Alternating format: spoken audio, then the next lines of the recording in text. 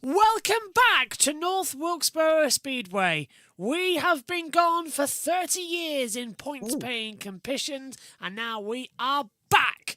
We've had a little delay due to a damp track and a bit of rain, but we're only a little bit behind schedule. Welcome to JB Motorsports' coverage of one of the best short tracks in the world. Last year's All-Star race was an absolute thriller. Now we get a points-paying race. What are we going to have? I'm Joshua Birch. Alongside me is Jack and JT. And Jack, they are drying the track. And there's a little doggy in the middle of the circuit as well. Two of them! Oh, that's looking good. But we're getting set for what is going to be a great race day here. And We've got some breaking news coming in, by the way. Go for it. What have you got? Blaney to the rear. Oh, Blaney no. will drop to the rear for a power steering issue. That is our pole sitter for today's race, the man who dominated a week ago. Now, in that fantastic race in Atlanta, Ryan Blaney's going to start this race at the back of the grid. So that promotes Ty Gibbs to pole position with Christopher Bell alongside him on the front row. JT, good evening to you. We're 3 minutes to midnight here as we get ready. And, well, I think you're the best man to explain exactly what our coverage plans are tonight, because everything's been thrown out of the window due to the World Cup final and also rain all around the track. So give us an update about what the coverage plan is. Hello, everyone. I seem to have come up with a mega plan. That mega plan is we are commentating the NASCAR as well.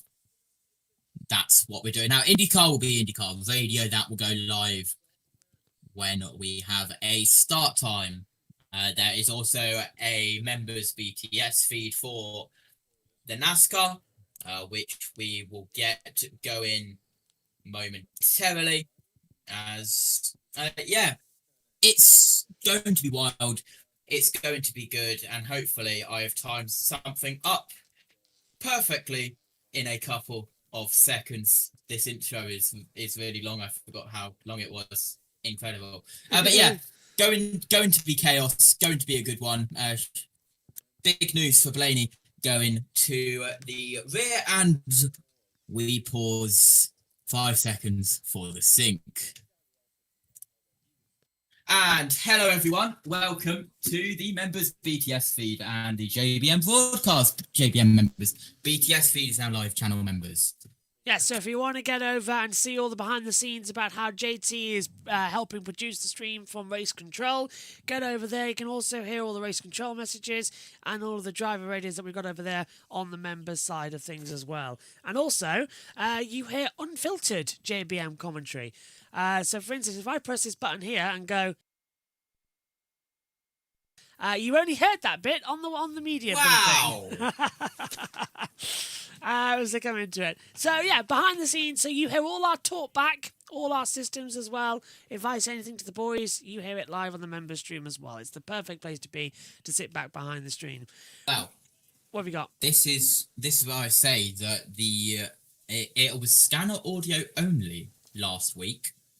There was no JB, JT, and Al being fed in because I couldn't be bothered to set it up. I might have it today, but it was a little bit chaotic last time I did it with a lot of audio, so we might flip flop. Let's say flip flop is the best way to go about it. Yeah.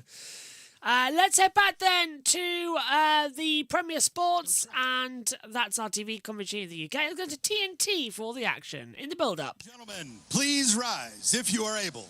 Kindly remove your hats, and veterans render a hand salute to present tonight's colors, the North Carolina State Highway Patrol Honor Guard. Here to offer tonight's invocation, please welcome Founder and Chief Executive Officer of Faith Fest Evangelistic Ministries, Craig Church. Let us pray. Thank you, Father, for this historic moment here at North Wilkesboro Speedway. I pray your blessings over the drivers, this team, the race, and this place. Jesus Christ used John 3:16 to change lives across this nation. For God so loved the world that he gave his only begotten Son, that whosoever believeth on him should not perish but have everlasting life. I want to proclaim Jesus Christ is Lord to the glory of God. God bless America, revive us again, and I pray this prayer in the most precious and powerful name I know, Jesus Christ. Amen. Here to perform our national anthem, please welcome Christian singer-songwriter, Nashville recording artist, Savannah Grace Walsh. Oh, say, can you see by the dawn's early light what so proudly we held at the twilight's last gleaming, whose broad stripes and bright stars through the perilous fight o'er the ramparts we watched were so gallantly streaming, and the rocket's red glare, the bombs bursting in air, gave proof through the night that our flag was still there.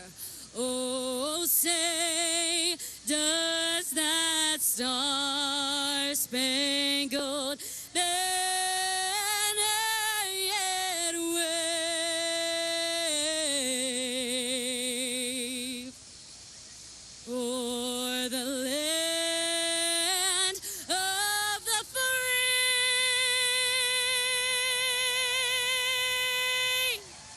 and the home of the brave?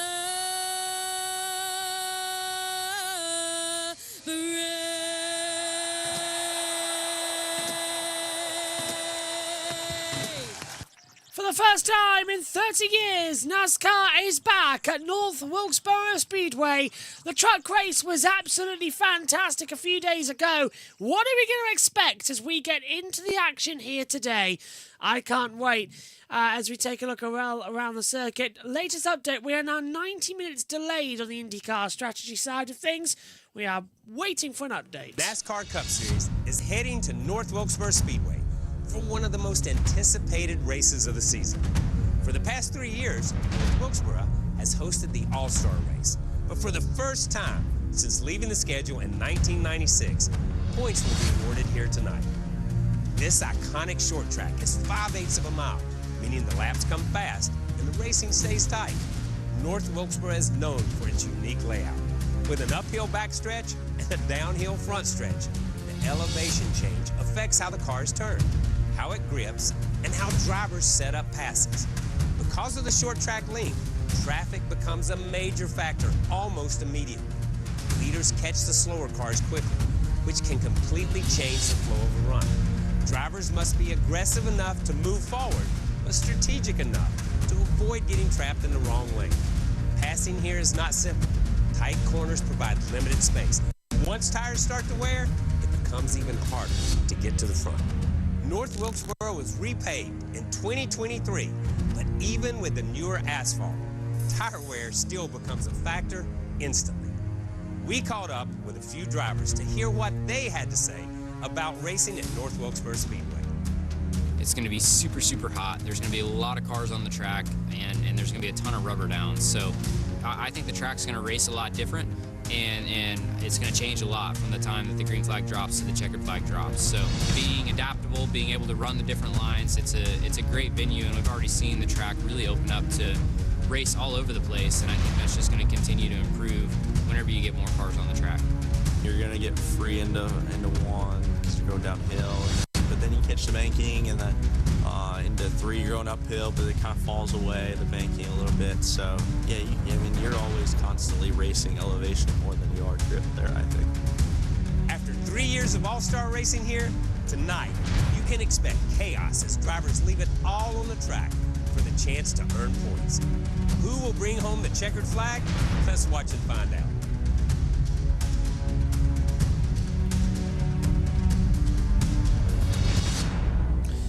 We'll be watching, we'll be keeping our eyes peeled, Jack, as we get ready for the start. So Blaney to the back, that's going to put a Toyota front row at a track where really it goes well for forward power. But short track racing is going to be critical. It's 450 laps. We're going to average 3 laps per minute. It's not going to take that long here to get to the end of stage 1, which is just 80 laps. So they're not going to stop. 80 laps, it's going to be a sprint race effectively in stage 1. Oh yeah, effectively. I mean, it is what these stages are. They're just 3 shorter races, to be honest. But yeah, no.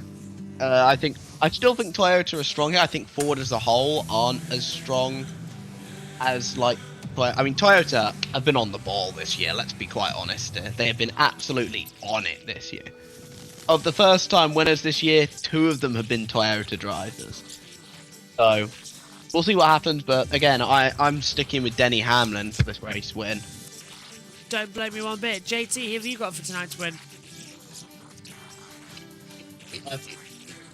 Jack has been 3 for 3 on picker winners this weekend at North Wilkesboro. So I asked Jack off air, Jack, who have you gone for your picker winner? He said Denny Hamlin, and I've gone Denny Hamlin. Denny Hamlin it is. Okay. I mean, by 3 for 3, by the way, I'm including the 2 Cars Tour races, just to make that clear, which were won by Caden Honeycutt. Fair enough. As we come into it, I was watching the truck race. I was commentating on it. I was doing a Tom Gamel, and it was actually a really strong truck race from everybody. Yeah, It was a 100%. quick truck race as well. Inside 90, was it an hour 37? It was really fast, which is why I'm thinking SVG was quick as well. he was inside the top 5. SVG's got a real chance here at getting a good spot. Right now, though, let's head down to TNT with the commentary team. For all these guys. Yeah, you know, we've seen the physicality on the racetrack and in social media. These guys are barking at each other, and it's pretty exciting for us, and I think that's the perfect time to introduce a short track into the schedule, right, as these guys are all charged up. So I expect the racing to be physical. We're going to see a lot of guys out there pushing each other around, and we're going to see a lot of long green flag racing as well at times in this race. It's hot, it's humid. The drivers have talked about how uncomfortable it's been in the cars all weekend long. They've talked about how physical this race is going to be. So whoever wins this race tonight is going to have earned it. I know you're glad to be up here in the air conditioning instead of out there. I don't know. There'll be some moments. I'm going to be looking out there, and I'll be jealous of what I see them boys doing. No doubt we're going to have a good time tonight here at North Wilkesboro. NASCAR Cup Series Racing on TNT is brought to you by Liberty Mutual. Only pay for what you need. And by Window World, America's exterior remodeler. So we're also watching some rain, which is 55 miles away. It should weaken as it encounters the mountains and the sunset approaches here at North Wilkesboro Speedway. But we are really also watching the rain coming through in IndyCar. So we are here, there, and everywhere. Which is better, a cheeseburger or a hot dog? Oh, you've got to have contacts there. If you're wanting lunch, it's a cheeseburger. If you're watching fireworks on either 4th of July or here in the UK on November the 5th, it's hot dogs. So basically, if you're out and about having lunch and wanting to grab something to eat, you get a cheeseburger. But if you're at a carnival, a festival, firework party, it's hot dogs all day long. That's my take. I would definitely agree with that. Yeah. both have got their own best things. Like, sometimes you just crave a Overall, hot I'm dog. choosing a burger, though. Oh yeah, me too. Burger still. I love it. I love a Like a good, nice, not like a McDonald's burger. No, but but a good, nice, yeah. like beefy, juicy burger. Yeah. With some cheese on it and maybe a bit of relish. Like a Five Guys burger. That type of really... No, like Really? a they're overpriced though. No, I mean like a good, like, I don't know if you've ever been to this place called Honest Burgers, but there's like this actual proper restaurant place that do burgers. It's so good. It's like I went there like a month ago. It's like the best burger I've ever had. Oh, right, I'm going. They're like a proper sit-down place rather than like a takeaway place, like a Five Guys or a Mackey's. Tell you what, I went... me and Nina were in Edinburgh at the start of the year, and we were in the Gordon Ramsay That's restaurant. nice place. 7:20 command. For Cup. NASCAR in 9 minutes. 9 minutes, thank you. Yeah, we were in Gordon Ramsay's restaurant in Edinburgh, and I had a burger. I wonder if I still got a photo of it, actually. And it was fantastic. I think she had the same, actually. I think me and her shared... Well, we didn't share, but we had the same meal. Hang on. Just having a look. Edinburgh. Best thing we had in Edinburgh, though, was the fried Mars bar. Oh, my God. We could have had loads of those. It was delicious. Where are we? Here it is. What does she have? Yeah, she had the same thing as me. Burger. Yeah, Edinburgh's lovely, by the way. It's one of the few places outside of England that I've been. I've got it here. If I come up to reason- Combos Cam. There you go. There's me in Edinburgh with the burger, and Nina having the same burger.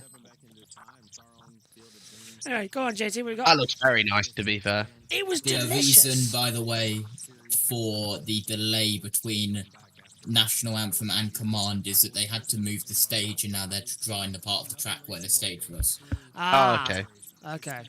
That would be Because they can't dry the area of the track where the stage was if the stage was on top of it. Wes says cheeseburger for me smashed at a diner. A smashed cheeseburger. Do you know they are great because Smashed burgers are incredible. You to could be just fair. stack them so thick and do you know, okay.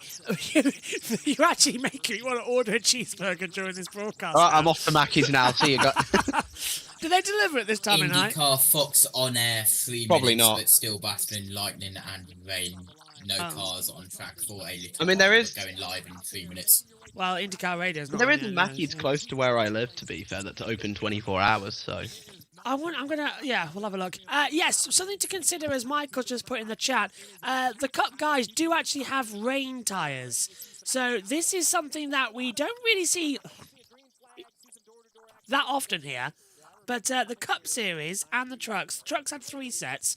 The Cup drivers have 5 sets of wet weather tyres, which can only be used in damp conditions, which is what we're in now. So as soon as the track gets to damp, so no standing water, just a bit of moisture, we can get going. Although looking at how they're drying the track, Jack, I think we are going to be good for slicks almost. Maybe a little bit start on these tyres. Sure. 10 minutes Definitely. ago, If we can race on slicks, I'd like that. as we wait things out, we start with Danielle Trotta. Good evening, Danielle. I think we're Thank going you, for Double 10 A. minutes Here delay. with 3-time NASCAR Cup Series champion Joey Logano from Team Penske, starting 11th tonight. We're going to climb in these cars in just a little bit. Joey, what do you think the track conditions will be? Slick, not. It didn't rain that much. There's going to be a fair amount of rubber still on the racetrack, but I do think the racetrack will migrate quite a bit throughout the evening. As it kind of probably is going to move up, probably be dominant early, and maybe the bottom comes back in later. We'll have to kind of wait and see, but either way, I feel like our Strel Penzo Mustang's got a lot of speed in it, which is good. This has been one of our best racetracks, probably our best racetrack, so you got to capitalize on a lot of speed tonight. All the tricks you learned winning the All-Star race in 2024, does that give you an advantage here tonight? Bigger field, but you also have great track position to start. Fast cars help the most. I think I got one tonight. So, one step at a time. We got to keep up with the racetrack, like I said, and work these restarts and the lane choices. Because I think there's going to be a lot of money's going to be made on the restarts for sure. And it's challenging the pass. You can get underneath cars pretty easy, but to actually complete the pass is pretty tough. So I got to try to get it when you can early and grab 1 or 2 later in the run. Joey, you have a great run tonight. Get some stage points early. You're in the chase, man, with just 6 races to go. Yeah, a long ways to go still, but it's a good lineup of racetracks coming up. You know, when you look at Indy next week, should be good, and then Richmond, Loudon, those are two of our best tracks as well as this one coming up tonight. So, like I said, just got to capitalize on the opportunities that are ahead of us right now. Keep your eye on Joey Logano tonight, guys. Looking for a good run starting P11, Shannon. Yeah, Danielle, down here with one driver who's already clinched a berth in the chase. That, of course, is Tyler Reddick, starting 5th. Tyler, we know that drivers love options on racetracks. What about this place? How much do you feel like you're going to be able to move around tonight? Because we know that you're a guy that likes to ride that high line. Yeah, I certainly do. We come here to North Wilkesboro, and I think for us tonight, we've come here and raced the All-Star race with a more condensed field, about half the cars, and you still get 2-lap traffic, but it takes a while. And tonight, I think with all the cars on the racetrack, you're going to have to move around a lot throughout the night, whether it's the track changing or the traffic that you're in, the lap traffic that you get to as well. So, yeah, I just have that feeling that we're going to get the lap traffic pretty quick. You have to work really, really hard to make ground, and I'm excited for that. Should be fun. Have fun out there tonight. Thank you. Over to you, Marty. Shannon, driver's about to climb in the car. Let's try it with Carson Hocevar. As a kid who grew up short track racing, how cool is this? You called North Wilkesboro NASCAR's Field of Dreams. Yeah, first of all, I just want to thank my close personal friend, LeBron James, just because, for no apparent reason. You did hang out with LeBron this week. Yeah, but no, I feel really good about my race car. I was okay in practice, but I got really good guys to work on it and hope that we made it better. So if we're going to suck in practice, I got the best group of guys to hopefully make us not suck. So we got a good starting spot to hopefully avoid that. And Spectrum's on board, and the car looks good, and there's a lot of fans out there, so hopefully give them something worth, watching. Adam, he name-dropped LeBron, but he left out Prince Harry. I don't know where that hierarchy is, but I tell you what, he got a fun week this week. You said hang out. Do we need to put that in air quotes? Yes, yes. A picture. I'll give him the credit for the picture. That's right. Hocevar starting inside the top 5 tonight. Qualifying washed out yesterday. We got the starting grid when we return and the command of fire engines. It's NASCAR on TNT from North Wilkesboro.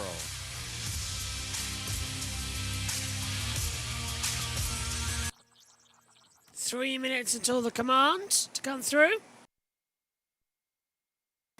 As we're getting set.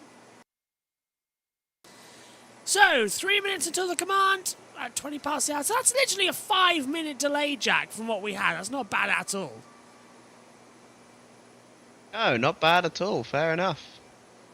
I'm excited we're going to get to see, hopefully, 2 sets of oval racing tonight.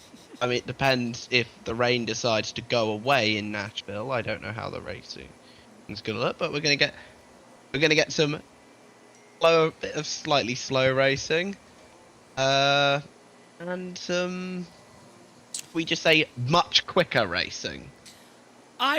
This is going to be funny, right, guys? If that rain stays away here in NASCAR, we stand a chance of the cut race being finished before IndyCar even starts. Genuinely. That is some wild things, but this race could take 2 hours max. So, yeah, this will be quite funny. If you go down to the woods today, you'll see a very rare sight of NASCAR starting before the IndyCar.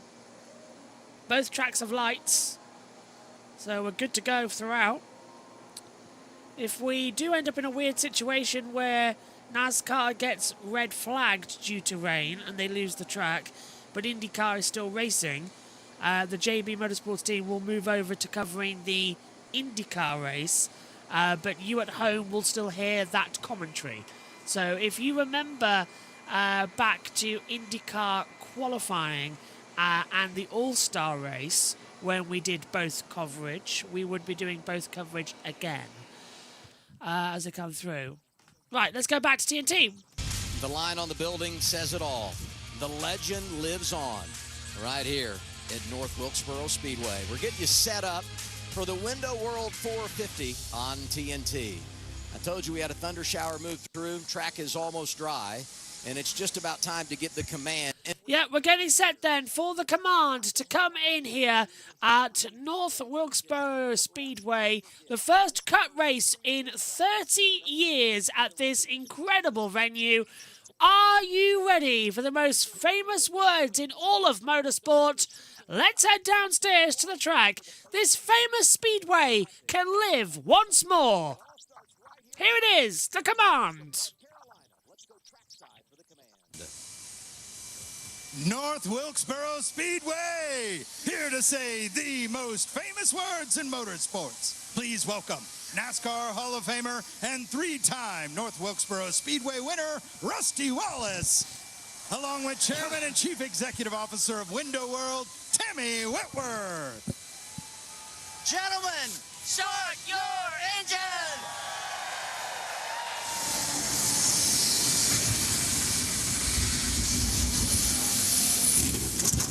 Great to have Rusty here. Swept the races at North Wilkesboro in 1993. We're going green. It's a short track Sunday night next. Just what we like to see here at North Wilkesboro Speedway as well. Rusty Wallace won here. We've had 93 races in North Wilkesboro, 44 different pole winners, 38 different winners in that last time. The last time we were here, though, we had 37 cars race, 17 lead changes, 8 different leaders, 4 cautions for 29 laps in total. Margin of victory was 1.73 seconds as well. The laps led by the winner that day was 207. 37 cars, everybody was running at the finish. Now, let's see what we've got here as we come into it. We've had all-star races here, which don't count towards the statistics. But Jack, I think this is going to be a bumpy ride today as we get ready to go racing. And also, just to let viewers know, if you're watching our truck coverage, we've installed a new rotating graphic here.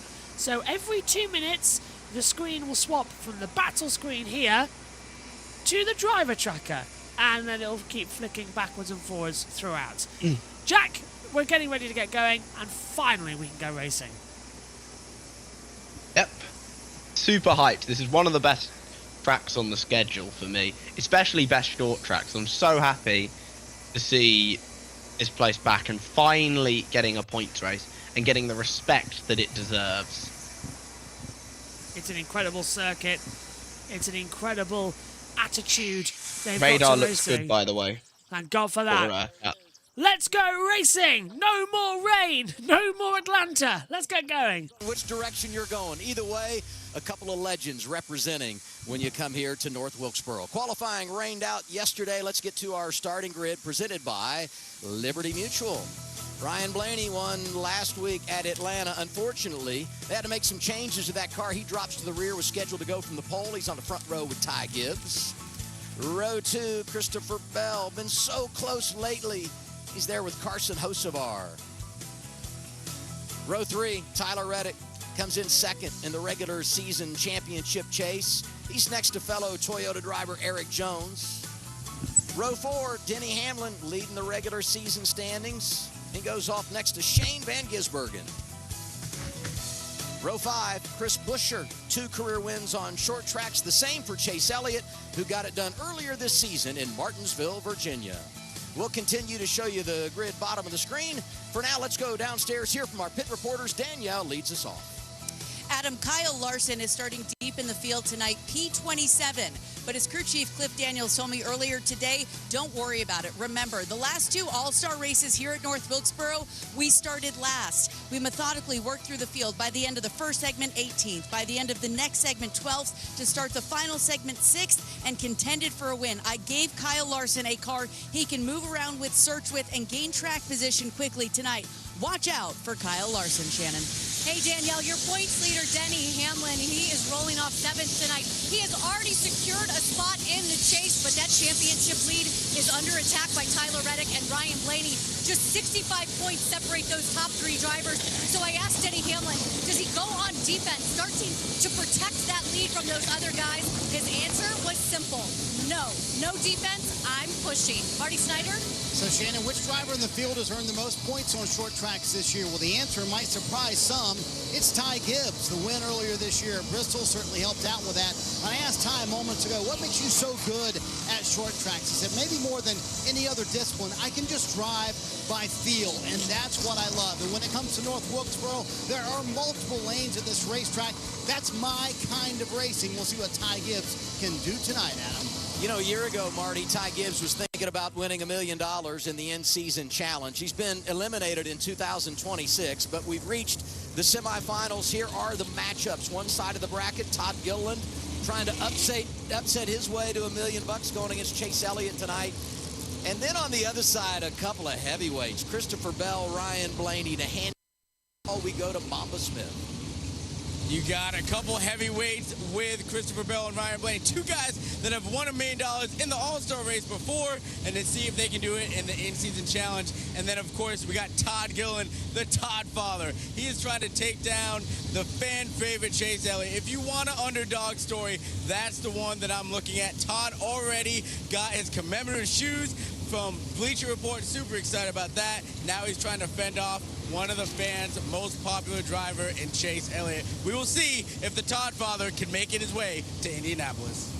By the way, I want some of those shoes. I mean, they were sharp. Let's do our race analysis for tonight's event, Steve. Well, we're back. We said it's been 30 years since we've seen this racetrack in a points-paying event, and a long race it is at 450 laps. Stages are 80 for lap or stage 1, 185 for stage 2 and stage 3. Fuel window 160, 165, maybe even longer if the pace slows down a little bit. It's a little bit of a moon. As you can imagine, we, ran some in practice, but I imagine once we get in the race, the pace will drop a little bit. So what do we keep an eye on as we anticipate the green flag? Well, we got a little practice yesterday, so looking at a couple of drivers right there. Bale, he was the fastest car in the 5, 10, 15 lap. I mean, he just looked better than everybody else during that practice, but Larson was able to kind of match him pretty closely. Larson's got to start deeper in the field. Be interesting to see him, see if he can carve his way up through there and make a race out of this. Listen, the rain showers came through. It's cooled off a little bit, but it's still a warm, humid day. Fatigue, both physical for the driver, but mental. You are going to run long green flag runs. You're going to have to really keep your focus and perhaps more importantly, your patience. 27th is where Kyle Larson goes off tonight. Let's get a Team 5 pep talk.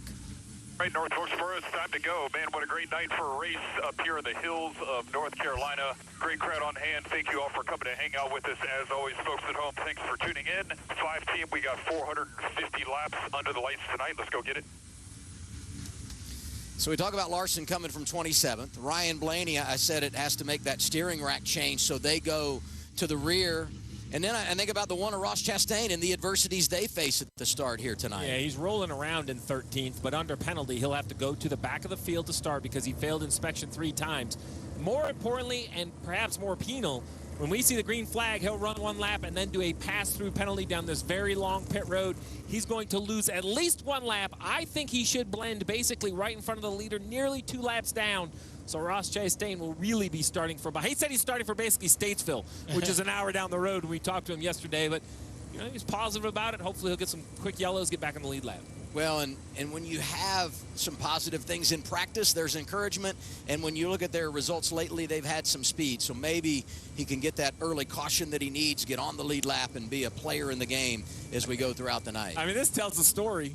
Basically, under pace laps, they almost connect all the way around this place. Yeah, so different than what we saw on All-Star Night here the last few years, and we only had just over 20 cars out there at one time. Yeah, I think that's what the drivers have mentioned the most in conversations that I've heard is lap traffic. Lap traffic's going to dictate where you run on this racetrack, and thankfully it's wide enough to allow you to find speed anywhere. But catching lap cars and that challenge that presents is going to allow for passes to happen, allow for guys to close gaps and run down their competitors to be able to try to take positions away. So as Steve mentioned, they'll be catching lap traffic rather quickly on this tight little racetrack, and we're going to have that as a role player all night long. Respect has been a word I've heard a lot in the last 2 or 3, 4 weeks in the garage area, and this is those moments where respect really will be shown, right? Because there are drivers that work with you and help you out, and you're not going to just pull over, but when they get wheel to wheel, you may just concede the spot where that driver that's under your skin, he may drive down in the corner side by side, make you run a couple extra laps. Ryan Blaney is reporting that the track looks fine. He's currently leading the field, but he's going to have to drop to the rear before we actually go into the procedure. NASCAR's not given us a exact number of warm-up laps, so they'll just display exactly when we are going green, as they are still drying areas of the track, including parts of pit road. Dan to Danielle. I talked to crew chief James Small and their spotter Drew Herring. They said communication is going to be difficult tonight because the spotters are so close to the racetrack. Drew said, I'm basically on top of it. I said, is it worse than Bristol? And he said, yeah, because we're almost track level at Bristol. You're so much higher up. He and James Small are really worried they're going to miss communication with each other. They're going to have to yell, make sure they can hear each other throughout the night, not miss very important intel to give to the driver, Chase Briscoe, too. They said it is the worst track to try to communicate on anywhere we go, Shannon, on the NASCAR circuit. Yeah, Danielle, we just heard from Tyler Reddick a few minutes ago about moving around this racetrack, but he does have bragging rights here at North Wilkesboro. He was the very first Cup driver on this racetrack when they tested here for the first time a few years ago. But of course, right now, he is in that championship battle with Denny Hamlin and Ryan Blaney. One in front, one behind him. Crew Chief Billy Scott knows how good Hamlin and Blaney are on short tracks. He told me, I'm not saying we're the underdog, but they are really good. We have to get wins. That's what got us here in the first place, and that is what we have to do. Marty? Shannon, you know, one of the interesting things about qualifying being rained out and it being set by the metric the field is that you have fast cars starting in the back. We talked about Kyle Larson. How about his teammate William Byron? He starts mid-pack in 15th tonight. And when I talked to Byron earlier today, he said we really need to start stacking some good weekends together. We've been able to post a couple of good results, but we need to do that on a more consistent basis. Byron and the 2014 are always a championship perennial favorite. However, right now, as it sits, just a handful of races left in the regular season, Adam, they are 12th in the chase standings, just 82 above that cut line. Yeah, currently as things stand coming into today, we are really sort of throwing everything around. Denny Hamlin leads 820 points to Tyler Reddick on 806. Ryan Blaney is on 799 coming into it. I don't know if that's the current live standings or if Hamlin's on 782 and Reddick 762. Moisture way low, but probably fine. Down the front stretch, that's all. Everything else looks okay to me. Copy that. Yeah, race. Well, right now we are here at North Wilkesboro, but we've got a couple of races left before we get to Daytona. Indianapolis is next week on July 26th. That's at 2 p.m. Eastern, starting on TNT. Then we have our off week on August the 2nd. Then we go to Iowa, August 9th at 3:30 p.m. That's on USA. Richmond's at 7 p.m. Eastern on USA. USA also for New Hampshire, August 23rd at 3 p.m. Eastern. And then NBC, Saturday, August 29th for Daytona, the regular season finale. That is coming at 7:30 p.m. Then we're into the chase with Darlington, Worldwide Technology Raceway, Bristol again, Kansas, Vegas, Charlotte, Phoenix, Talladega, Martinsville, and Homestead, Miami. Reminder, any of those races inside that 10 for the chase could bring us to the champion. Cars down pit road, trying to just test out that as we get set for all of the action here at North Wilkesboro. Into turn one, it's just always going to be loose chasing the car down the hill into the turn, so you have to work on that. You have to work on other parts of the corners, other parts of the racetrack. That shows it right there. It's a two-story building from one end of the track to the other. It's hard to imagine to see it on TV, but then you get here in person, you look down there and you realize just how much it drops off. Go inside the race with NASCAR Driver Cam, presented by Straight Talk Wireless. Yeah, 20-foot incline on the run up in towards turn 3, and then down to turn 1. It's a 20-foot decline, as you can see on your monitor here. The cars really do take time to go through. The number 1 car, Ross Chastain, according to our graphic, might be dropping to the back as well. Also, there's Ryan Blaney. He's in the Blue Dot 12 car. He's dropping to the back, as Chastain is going slow on our driver tracker, and he's going slow on our TV pictures as well. So he's dropping to the rear as well, Jack. So it's Chastain and Blaney to the back of the field as we get ready for the start. What are you expecting when the green flag goes, Jack? Well, one thing I'm definitely expecting is Chastain to have to do a pass-through as well. he failed inspection 3 times. But hopefully we're going to get some good short track racing tonight. This track has delivered every year since we came here, and it's hopefully going to deliver again. I'm ready for North Wilkesboro. As we're coming up to the commentary box and say good afternoon, you can see JT's pictures in there as well. That's the behind-the-scenes feed that you get to see on the monitor. Hello, JT. What are you monitoring down there? IndyCar. How's it going? They've started behind the track, and well, we'll see. But the spotters have stood down from the spotter stand, and they have turned all the scanners off. Yeah, so we'll keep you up to date. Track drying is underway. Could take about an hour then. Go on. Time to hit the button. 1 to go. 1 to go then here as we get set. We'll go back up to our battle screens throughout the broadcast as well, as you know. There's the 1 to go signal. If you haven't worked out, JB, yeah, this is double up. This is single file. 1 to go. I'll pretend awesome. I can see it. Yeah. It is quite dark.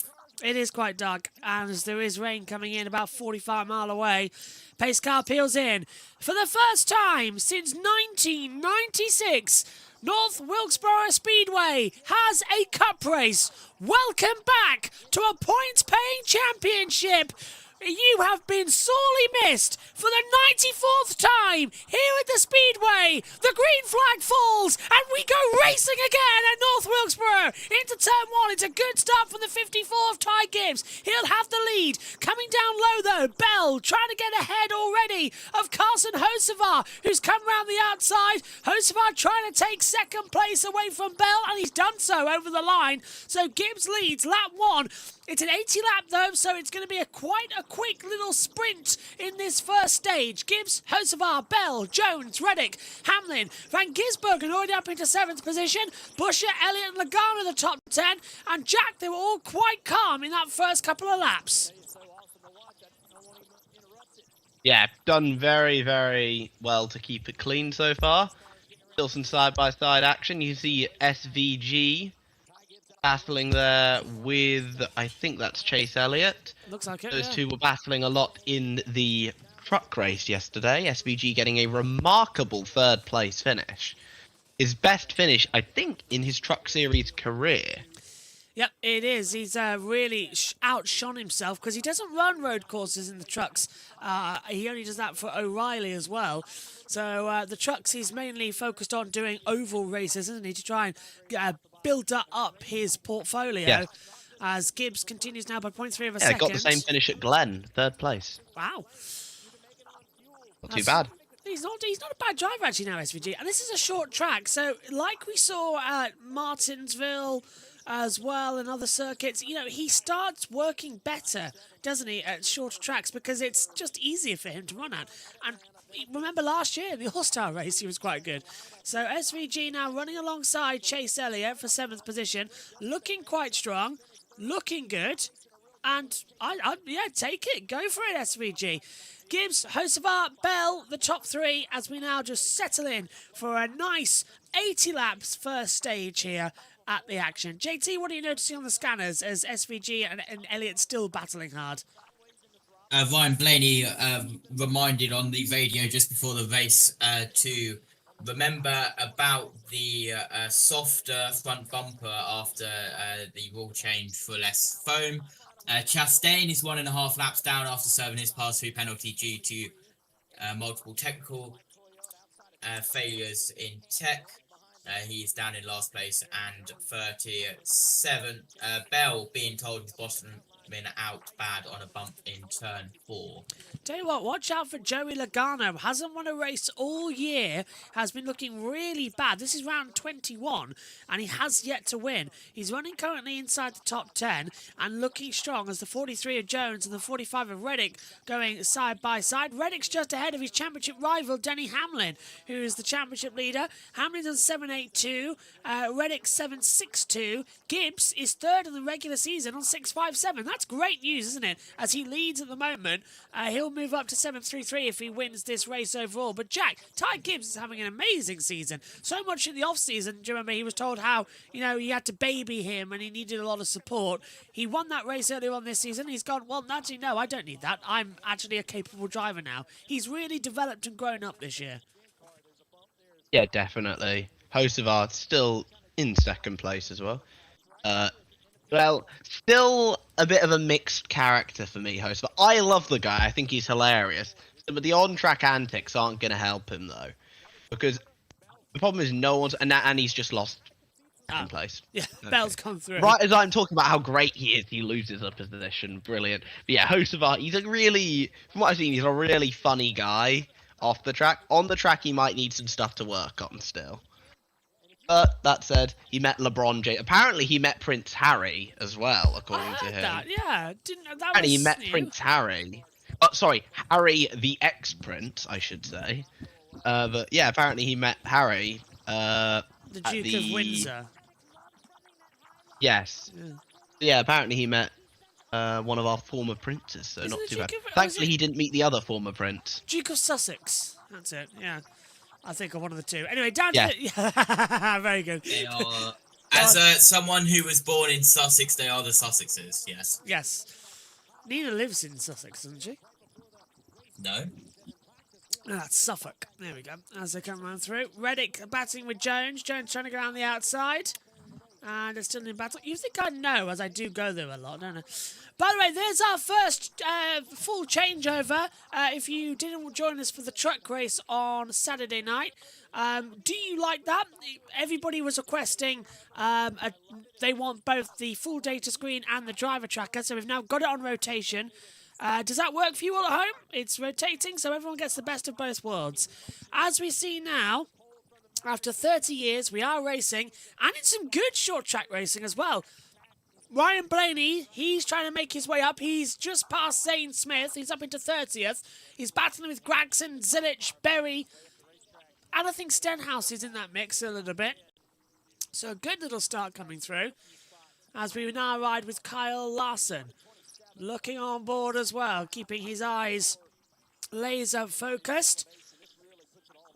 And the elevation change really does show the difference, doesn't it, as well? You can just about see it. The incline and decline you come through, down in towards the first corner. Yeah, there's some bumps on the track as well, so a proper short track, this.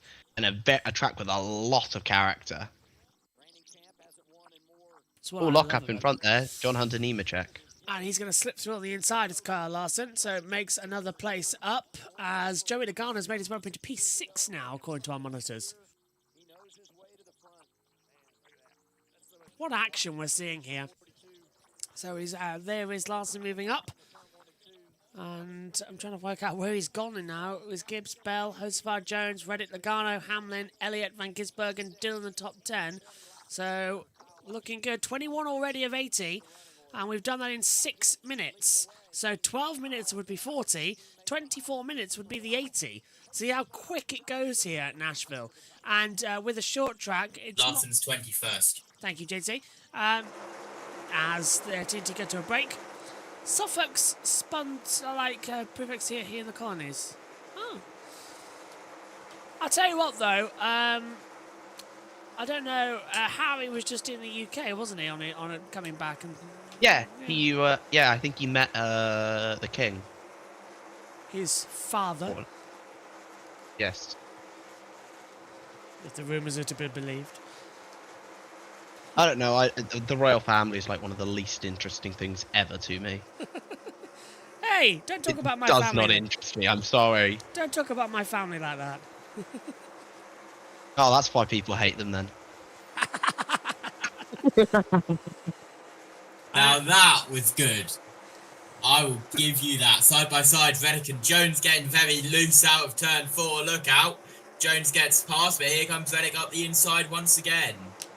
He's trying to come back through, isn't he? And here comes Joey Logano. This is the battle for 4th, 5th and 6th position as the 66. Hey, look, that's our weekly mention of Chad Fincham, who's running again. Let's go! Come on, Chad. He's lost out, though. He's now a lap down, and Cody Ware's next up. But Reddick is still trying to level out with Jones on the inside line. Hasn't come back through. Please don't tell me the even year Logano carries over to the chase. At the moment, Logano is not even in the chase playoffs. He's out of it, isn't he? He's in 17th. Don't use the cursed word playoffs. Yeah, he's in the... What is he? He's not even in the chase. It is the chase. It is nothing else. It's going to take a little bit of time to get used to. I like the chase format better than the playoffs anyway. The 100%. It's so much better. Playoffs were stupid. If we can't have a regular season, full season, I'd rather have the chase format. And again, without the playoffs, we wouldn't have had the Hail Melon. True, true. In my opinion, anyway. Talking about Logano, here he goes on the outside of Jones, so we cut away from it. That's because we've got to watch Ricky Stenhouse instead. This is getting a little bit predictable as the 48 goes on the inside. Oh, contact. Oh, Bowman gets sent on the 48 circuit. just hit the 42 there. And that's going to allow on the inside Josh Berry, but doesn't do it. So Stenhouse in there. Logano got through. Jones. So that's P5. Cheers, JT. JT's all over it right now in race control. Hit him again. What is Bowman up to out there? Bowman's turning into Stenhouse. I'm not sure. Maybe Nemechek will appreciate the contact there, but he's just got a much better outside run there. Hit him again as they come now into turn 1. He's being pushed here by Stenhouse. Bowman, oh, for God's sake! Okay, we've cut away. It's picture in picture though, so that's something at least. As we see. Yeah, that's the Nemechek showing his displeasure. You could say. Josh Berry's turns also down now and hits lost Bowman out. on the straight. What's happened to Josh Berry? He's now dropped down the order again, and where is he? He's 25th place. So, has he been lapped by the field already? Because he's dropped back massively on our running order there.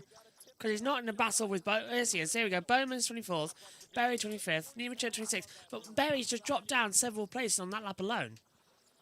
So, not the best start for him out there. As we continue on, Ty Gibbs leads. 50 laps left to run in this opening stage. Well, actually, less than that now. As they come over. 3 wide at Nashville. So 3 wide here at North Wilkesboro down to turn 1. How about that? 4 wide, Jack, coming out of turn 2. They don't care. It's a short track. Short track racing, like any... I watch a lot of short track racing, and this stuff is incredible. I never imagined I'd get so addicted to a racing style with just 4 corners, but there we go. That's what NASCAR is. So it's incredible addictive. to watch. I'm glad. But yeah, we don't have any. Looking back at it, have we got any more road courses in the rest of the year? Oh, that's it. No, that's it, yeah. Controller trying to get Apparently his driver Watkins from Glen 35th, where he officially started the race, up through the field. So he's gained a couple spots up to 27th right now. You know, it's funny, Steve, in their meeting this morning between the team and Ryan Blaney, he told Jonathan Hassler, my number one concern is going down a lap earlier. And Hassler said, and I know what you mean. My number one concern, you take care of my race car. You mentioned the new bumper package, so they're being very careful. But how do you get your driver to kind of be careful, trying to come up from the back of the pack, trying to get back to the front where he had that position to start the race? Well, I'll come back to you then, Jack. What were you saying? Watkins Glen will be back in the chase next year, is what I've been told. So Excellent. We will have a road course in the chase next year. We need it. Yeah, September date is for Watkins Glen next year. Thank God. It's going to be Which a means better we'll have like a 16, 17 month break with no Watkins Glen. Wow. That is actually a shame, because Watkins Glen's one of the best circuits on the calendar. I'm joking. Yeah, you are. So that means they've swapped dates then with the 6 hours of the Glen for IMSA. Because IMSA is going to be in July now, isn't it? It's getting confusing. I think they're doing a bit of work to the track, aren't they, as well? Yellow's out! Got a caution! Well, we've got the 43, the 11, and the 9 side by side. And it's the... Contact! Yeah. Yellow's out. It's Elliott. He's Chase gone Elliott. around. Oh, Elliott in the 42. That's Nemechek. And it was Elliott. Well, he was just battling with Alex Bowman. And Elliott, I think, coming into it. No, Ricky. Yeah, so... 6 hours of the Glen is June 24th, June 27th next year. Oh, they really have changed it next year. Cheers, JT. So Yellow's out for the first time today for a spin for the 47. He has got back going again. I agree. You were struggling there. Nemechek falling back through the field with the balance issue of that race car. So was it a spin? Sorry, the 42. What am I on about? Yeah. Worth noting, by the way, guys, that Cars and Motorsport has this whole race had no rear visibility with his camera. It has been playing up. Here's a replay. He was side by side with 38. Oh, sorry, Zane Smith. Yeah. I forget because Gilliland was in the 38 a couple of years ago. Just completely ran into him, and then Hill and Yeah, Chastain it looks like Zane just comes up the track and hits into Nemechek. It host far's rear camera goes dark going in towards turn 3 and then comes back going out of turn 2, so he only has it for the back straightaway, which is not ideal at all. So his spotter having to work overtime there. There is a replay of the little nudge that Hamlin gave Eric Jones and then Elliott as well. Those two cars with their numbers. Hey! I thought together. Elliott did eventually have a bit of a thing with Hamlin. Bang into each other. By the way, into the pit lane has come the entire field because this is halfway in stage 1. It's a perfect time to take on some new tyres, bit of fuel, and try and flip the stage with it only being about half an hour That's in avoidance. length. Yeah. I don't know if Well, that's anything intentional there from Elliott. I think he was just trying to avoid Nemechek. let's send it down to the pits. Pit road, Marty. You see Joe Logano hitting pit road. Christopher Bell said almost immediately in the race. The car was a lot tighter than I expected to start the race. Carson Hocevar, wow, Bell almost hit his crew member leaving. You see these right side tire changes. Hocevar said his car was just way too tight. They're going to go 4 tires on the 77. And you saw Ty Gibbs said it was tight for him. 2 tires for him as well. But I wouldn't make many changes to it. Gibbs and Bell, the first 2 off the pit lane. Their teammate Denny Hamlin stays out. We'll get the restart when we return on TNT.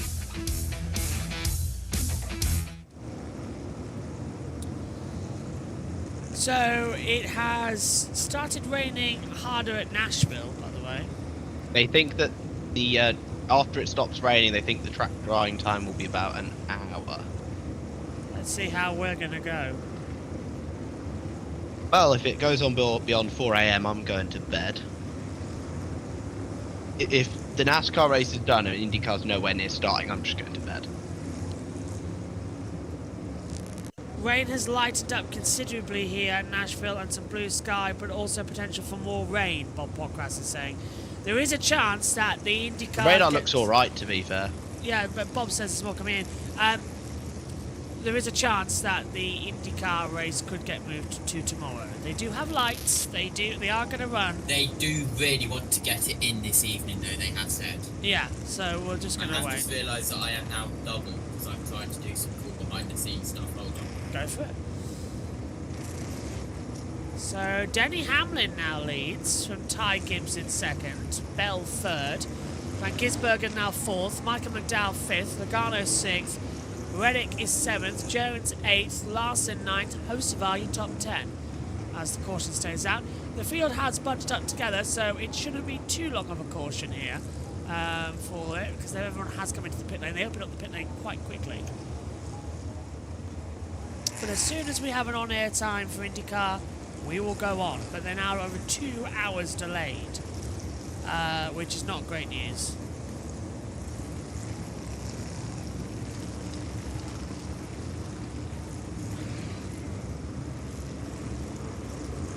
IndyCar officials say they expect to wait a while, but they want to try and get this race in today. Yeah.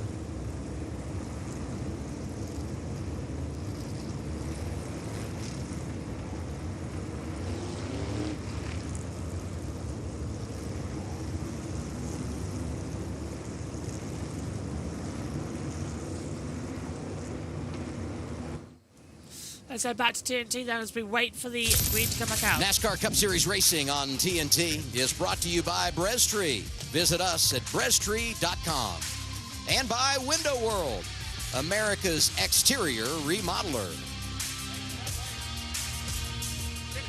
Let's go back to pit stops here. And we'll focus on the 20 of Christopher Bell. Yeah, stops are super, super fast. They've not done pit stops on this pit road with the entire field. Look at how quick and fast this is. Trying to get out of there. You got cars coming in their stalls, leaving their stalls, the 5 back on pit road. Danielle. An issue for Kyle Larson. That last stop they took 2, exiting the stall, they hit their teammate, contact with the 88. With the 48, rather. They said, come back in. We have a wheel that is broken. Cliff Daniels is diagnosing it now. The call initially was to take 4 guys. Trouble for Kyle Larson after such a strong start.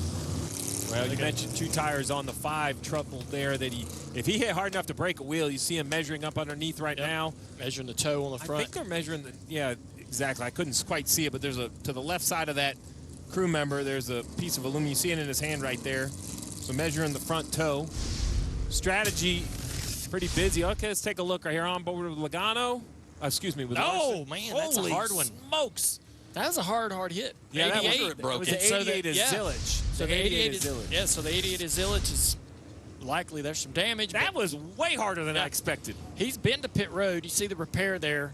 So they've come down to pit road as well. Splitter pad is pushed down a little bit, so you might feel some contact. So I'm less concerned about the splitter damage as I am the wheel on the right front of the 5 car. Maybe we can see that one more time. That was way harder. Think about all the trouble these 2 guys have had, though. I mean, such a rough year, rough summer for Connor Zillage, the rookie. But go to the last couple of weeks for Larson. I mean, that run of top 5 finishes, 34th the last 2 weeks at Chicago and Atlanta. Let's go back and look at it again. Bam! That's really, really hard. That is really hard damage to the right front of the 5. I know they measured the toe, but, you're measuring in quarter inches, maybe 1/8 inches with a tape measure in a hurry. These things are set to thousandths of an inch.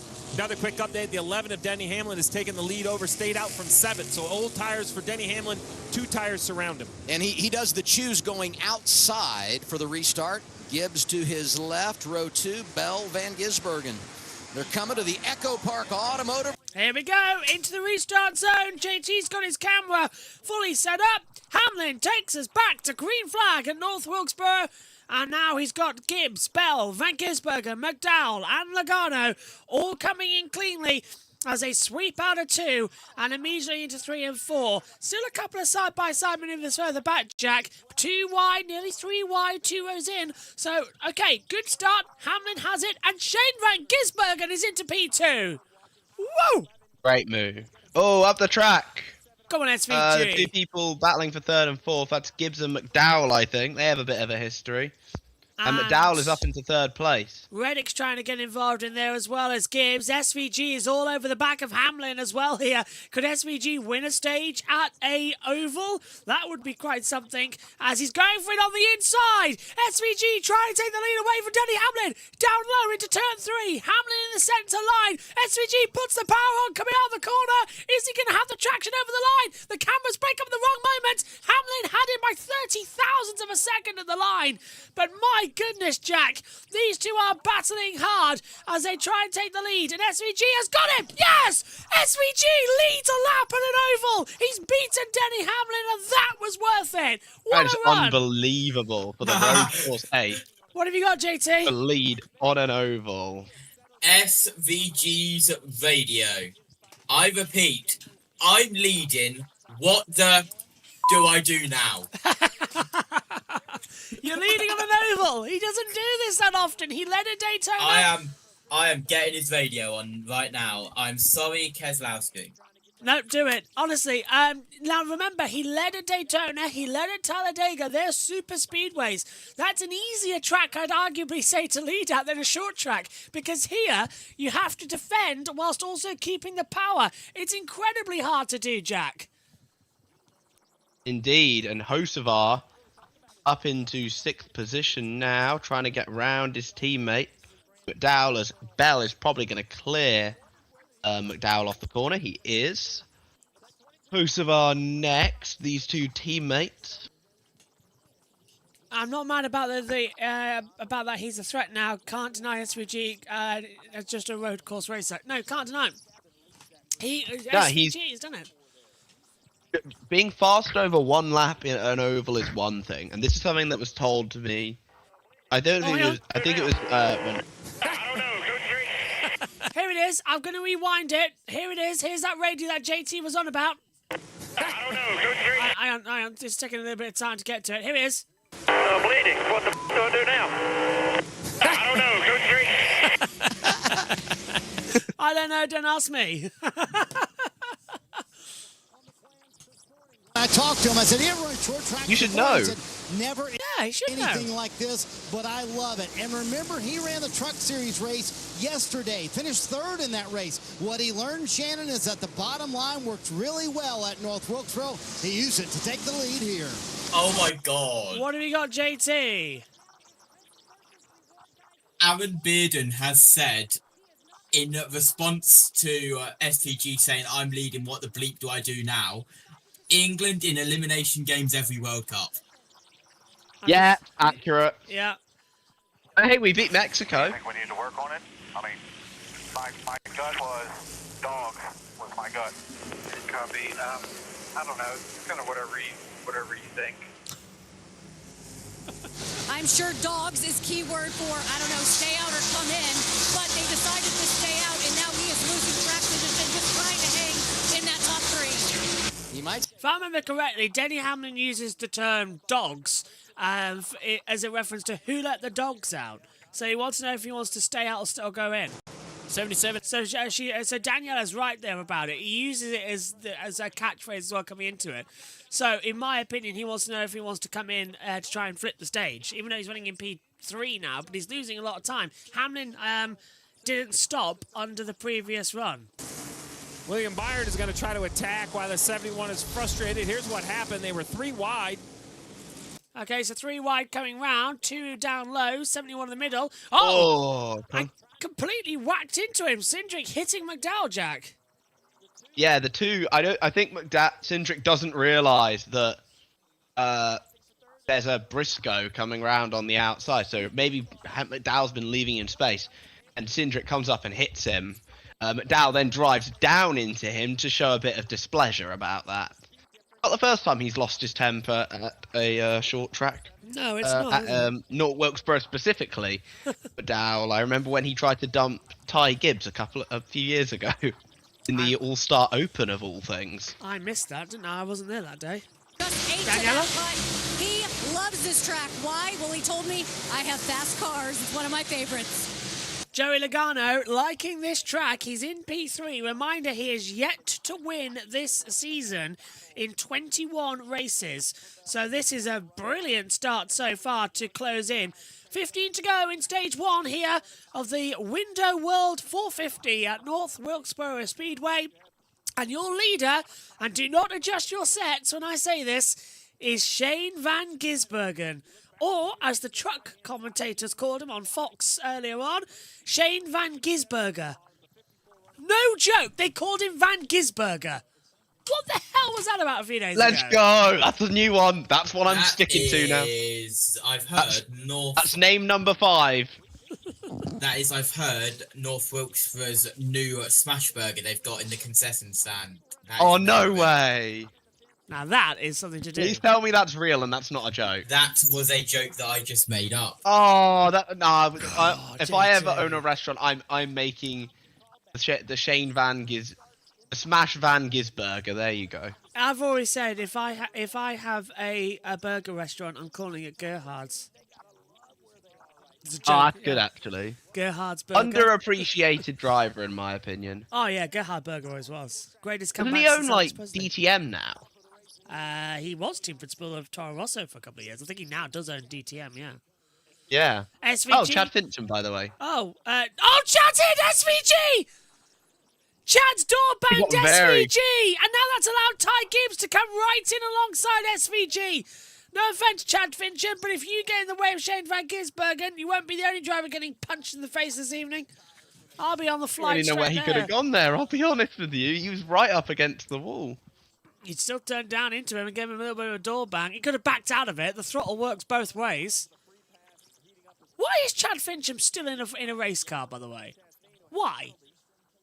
You need some guys to be at the back. Yeah, but why Chad Fincham? Week in, week out, he's 2 laps down. He's driving an MBM car, to be fair. Yeah, but it's a little bit of a joke. The only person I've seen make that car look quick is Parker Retzlaff. Parker Retzlaff, actually, I would agree with you there. Fantastic push through with him.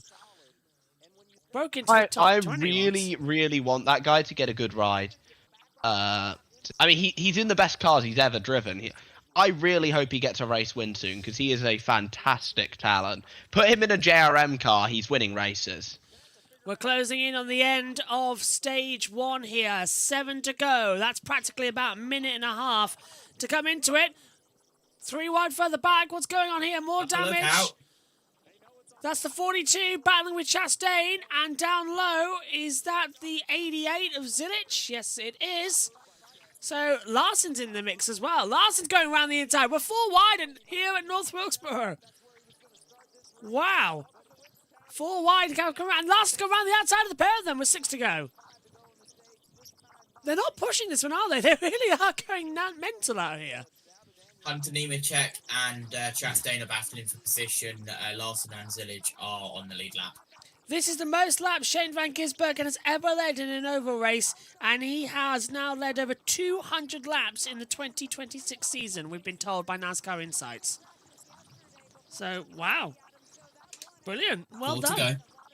SVG is now really on course to do something. If he can win a stage here at the Ovals, but Ty Gibbs is going to try and have a go. Now, this is where SVG really gets the defensive in, as they're bringing in Joey Logano. 3 to go. That's about 1 minute. That's 60 seconds. As Logano trying to go down low. Logano. Trying to get second place away from Gibbs. That's not going to work out to come into it. Let's come up to the commentary box then as well at the end of this stage to go on the attack. SVG still pushing in on that low line. He's towing Logano to try and get Gibbs out of position. This is 2 to go. Running at around about 19 seconds a lap. Gibbs goes to the high line, coming through 1 and 2. He can't get on the power, though. SVG comes up the track and blocks him. Logano's in there, too, but he can't find a way through. Still very close. Logano has 4 tyres compared to the other 2 who took 2 last stop. 1 to go. So Logano should be good. Gibbs trying to look around the outside. This is 1 to go. Gibbs to the outside of 1 and 2. Logano's taken the high third Gonna get alongside. This is going to be very close to the line. It's going to be a photo finish for stage 1 into 3 and 4. Ty Gibbs has the outside. We know that SVG's got the inside. I think he's going to get it. Photo finish at the line. Ty Gibbs. It's Ty Gibbs who wins stage 1 here at North Wilkesboro. 74 thousandths of a second. Oh, wow. Look at that. He did it fairly as well. Respect to him. He could have used the bumper there. He didn't. He chose not to. If that's, bumpers are softer, of course, so probably a smart idea. If that is what we've got lined up for the rest of this Which race, I'm not a fan of, by the way, but... That was... Sorry, I thought we had a radio there. That was incredible. Absolutely incredible. SVG got so close. End of stage 1 here at North Wilkesboro Speedway. Gibbs takes the victory. Stage 2 now underway. 185 laps. So it's Gibbs. Let's take a look then at the stage points as they come into it. Well, that's not finished it correctly, actually. Hosts are going 4 tyres this next stop. Then they are not even trying to hide it with code words. They just straight up said 4 tyres. Don't want to lose it, do they? So Gibbs, Van Gisbergen, Logano, Hamlin, Hocevar, Bell, Elliott, Briscoe, Cindric and Byron. That is your top 10 coming into it.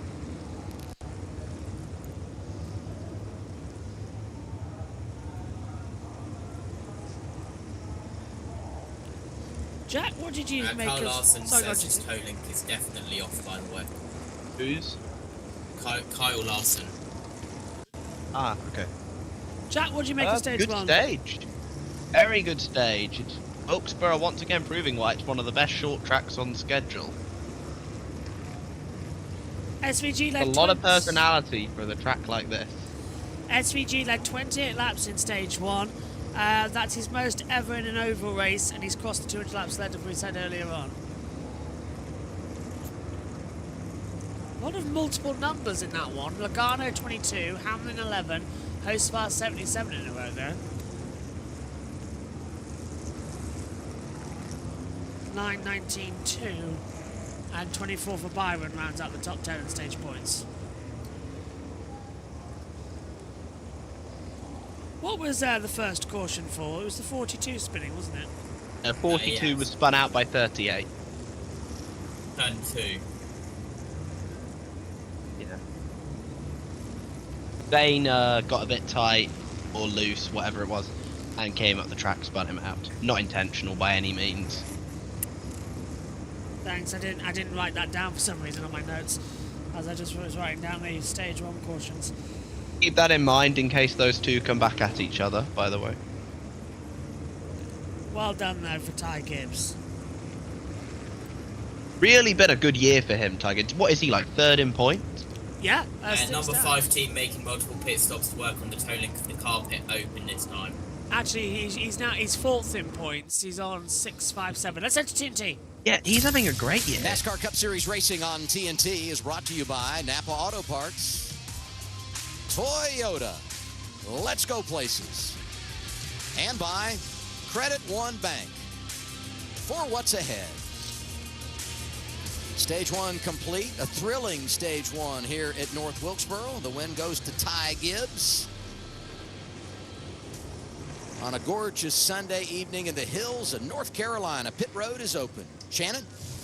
Joey Logano holding serve in the top 3. Feels like he's lost the center and front end turn. 4 tires for that 22, Marty. Shannon, it wasn't the stage win for SVG, and he joked with Stephen Dorn, his crew chief. Sorry, I tried. I ran out of rears on that last lap. 2 free on entry and exit. It was the stage win for Ty Gibbs. He said, my only complaint, a little bit too tight firing off. 4 tires, the general rule here on pit road. Ty Gibbs gets the jump, pulls out in front of Logano, Shane Van Gisbergen, Hamlin out 4th, and then it's Carson Hocevar. Stage 2 coming up.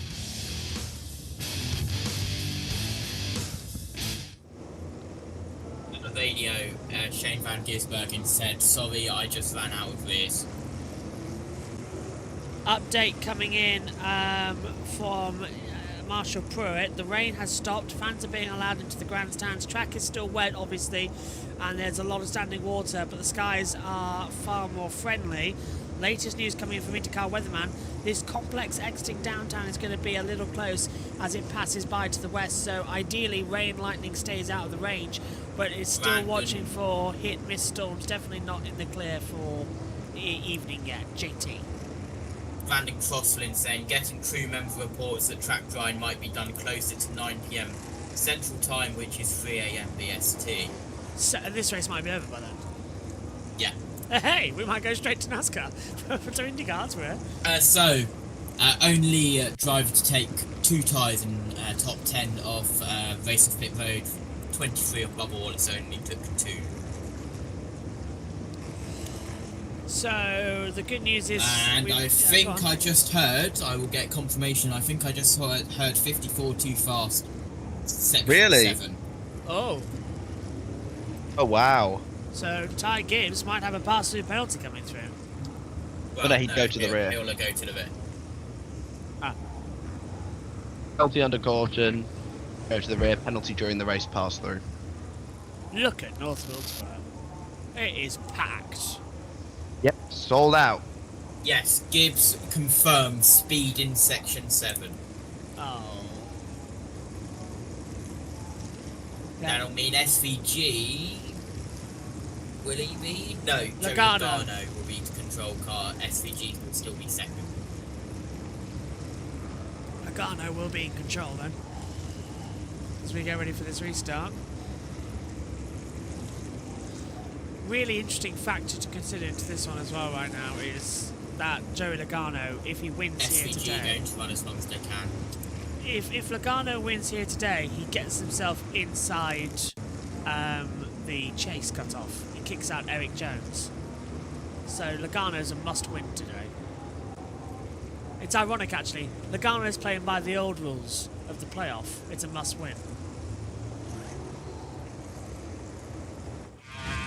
Welcome back to the Window World 450. Got some news for you guys. Our Stage 1 winner, Ty Gibbs, speeding on pit road. He'll restart Stage 2 at the tail end of the longest line, but incredible racing all over the racetrack throughout that first stage. Jamie, what stood out? Well, the track's really wide, which the driver's going to like, but I'm looking at Joey Logano right now. When I think about tonight and the fact that we saw some strategy with Hamlin in the first stage, Joey Logano, Paul Wolf are lethal when it comes to strategy and staying out. Nobody is better at that than the 22 car, and he has speed.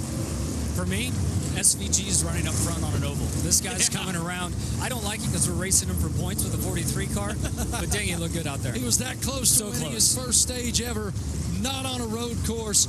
And boys, up in the booth, I'm telling you, we sat down here for the whole first stage. And if we stay here by the end of this thing, we're going to look like Cole Trickle, Rowdy Burns, and Russ Wheeler with all the debris and rubber all over our face. Okay, I'm here for it. All right, Larson had a penalty there. You know, he didn't have a lot of track position anyway. Riley Herbst and Cody Ware also got penalties. They'll come from the back. The 97, look at the front windshield on that thing. I mean, it can't be very easy to see out of the half peeled off. It's as if they tried. It's as if they tried to get the tear off and didn't get it entirely. So you see those, those little tabs over there on the right side. Up here. Those little tabs. Every time they come down pit road, they're going to grab one of them tabs and try to pull off a dirty sheet, cleaning the windshield instantly. Let's listen to some radio. Draw the tear off. I know it's not ideal. Hopefully it'll blow off. Yeah, the bubbles are real bad. It's real distorted right in front of me. That is absolutely annoying. As a driver, you don't need that distraction, and it definitely will be a distraction until he can get that off the windshield. Now, I don't think that it has a chance of blowing off. Would be nice if it does, but I don't think it will. Officially, his teammate Ross does get the free pass back on the lead lap. Gibbs comes. Yep, and we're coming ready into the green flag run now, as we'll get Logano, Van Gisbergen, as I trip into my monitor as we come through. Stage 2 of the Window World 450. 359 laps to go. It's 185 laps of this one with 174 to go. The green flag is out. We're racing again here at North Wilkesboro. Logano on the outside line. SVG coming in low. Hamlin battling with Hocevar, who's made his way through. But Joey Logano leading for a very rare sight in 2026. And he's rear stepping out loose, coming out of 3 and 4. SVG's right there. Hamlin's still going to lose out here, I think, to Hocevar, who's going on the inside, with Hamlin running up the track high, trying to fend from Elliott and Wallace there. But a good restart, Jack, as SVG touches the rear tyre of Logano. Yeah, SVG just trying to give Logano as little room as possible. Hocevar has cleared Hamlin for third, as they're still side by side entering the corner. SVG, is he clear? No, Logano has the momentum off the high side still. And that's I think SVG is doing well at diving down into the corner, being a road course racer and all. It's good to see he is going to be good on the brakes, and he is clear. Logano to the inside. SVG blocks. Well, that's unusual. And SVG to the lead. You're right back, by the way. No worries. JT, what did you see on your restart? That's unusual from SVG making another move. He's now seriously in contention to win this race today. Possibly, but it's short tracks. Anything can happen. As we are round the outside, that was live. Now we are back to replay with 3 wide, with Larson getting once again into the 54 of Gibbs, and then into another car as that well. Was the 42, I think, because of Nemechek. DMs, by the way, Twitter. Oh, thank you. So we see, is that spots of rain on Ryan Blaney's camera lens there? No, we're fine. I hope so, because I SVG leader by nearly a quarter of a second, by the way. Engines being warmed up. Oh, okay, yeah, they're still a while away. That track's very wet out there. So we'll keep it on down. Tom Gamemore said to him, good luck tonight. He says, going to need it. Gamemore standing by at Sky HQ. Battling, trying to get into the top 10, which is just right in front of him, as you guys mentioned there with Chris Buescher. Meanwhile, you mentioned the pit stop for Christopher Bell. This is how tight pit road is here at North Wilkesboro. All they did, Steve, was pull some brake tape for the caliper and the rotor. That is it. That's the only lengthy thing they did on the stop, and he lost all those positions. Yeah, well, it took this is how critical it is to get the pit stop absolutely spot on here at North Wilkesboro. And we saw that in the truck race as well on Saturday night, as round the outside again, the Toyota's making moves left and right. This is insane right now from the 20 of Christopher Bell. As we continue round, Logano round the outside, tries to get past Hocevar, clears for a moment. Logano goes up wide, allows Hocevar back down the inside, back round the outside again, and this time out of 2, Logano clears, and now Logano would go on SVG for first. Already exit of turn 4, moves to the high line, unable to get past as the Wendy-sponsored 97, gets to drive off of 4. Last lap for Carlton Oathvar, 19.193. Leader's lap was an 18.998 seconds. So Van Gisbergen 0.2 of a second faster than Hocevar. Over the line now, and Hocevar staying in 3rd position, but now Elliott is battling with Hamlin. Elliott's trying to go around the outside line, coming through 1 and 2, and he's clearing Hamlin. Hamlin looks absolutely nowhere. Again, he's just having no traction at 1 and 2. Is there ever a day where no motorsport event in America isn't rain delayed? This includes a small drag race event like with only 4 cars. For that, I'll ask JT. I think no is the answer. Some will think something's always delayed, isn't it? Gates are open, by the way, at Music City. There's probably been one day somewhere. Maybe in Texas. Through the corner, but I have turn that's a lot better than most, I feel like. James Small gave him 2 tires that last stop to gain a lot of track position. Chase Briscoe's doing a great job holding it. James also said, remember, Chase, it's hot, it's humid out. Keep staying hydrated inside that race car. It's going to be a long night. Gotta stay hydrated. Hold on, chatter. I have outsmarted you. Christmas Day. Oh, JT came to play, and I think you might be right on that one. So you're saying Christmas Day was the time? There's got to be at least 1 year Christmas Day where there hasn't been an event on that's got rain delayed, because there's little to no events on anyway. Snow delayed. How about that? Christmas Day, maybe, yeah. Elliott coming through now. Don't forget, we're still in the in-season challenge. We keep forgetting that, don't we? Semi-finals, of course, today. Yeah. Who's actually winning that? Well, it is... Blaney is one of them. We kind of forget. Oh, hang on. That's a slow car. Is that John Nemechek being lapped? Okay. It is Elliott versus Gilliland and Blaney versus Bell. So Elliott is 4th, Todd Gilliland is 12th, Ryan Blaney is 10th, Christopher Bell's 13th. Timing and scoring briefly went down. It has now come back. So that was a little bit of a panic. Hold on, I'm going to cook. That was a bit of a panic there, because the timing screen just went off and then came back on again. Yeah, timing scoring, as you know, from NASCAR. So as it comes through. Let me cook. What have you got? You'll see. Oh, JT's getting some information on his control monitor. I wish we could... Oh, have you got the speedometer there? Yeah. Okay, let's take a look at this on the chat. Look how cool that is that JT's got hold of. Hold on. The in-season bracket challenge graphic. Yes. It gets better. Are you... Hang on, SVG and Logano in a battle? What are you up to with it? Oh, okay, I get that. Very clever. I know where he's going with that. We'll let JT cook on that going forward. Logano's trying to go around the outside of SVG. He's side by side with him, and Logano's cleared him, coming into turn 3 and 4. So Joey Logano retakes the lead here on lap 113. That's 33 of 185 of this stage as they come into it. Oh, JT, that's clever. Put it in the television, but I like that.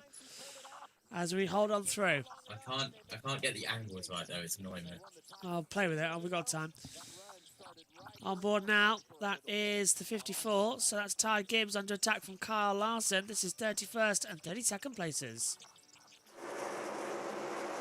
TNT go to a break. We stay with you on the world feed. The 19's gone up high. Lost out position now. Ryan Blaney's coming back through down low. And he said Truex out of my mind. That is, of course, Chase Briscoe losing out to Ryan Blaney over 8th and 9th positions.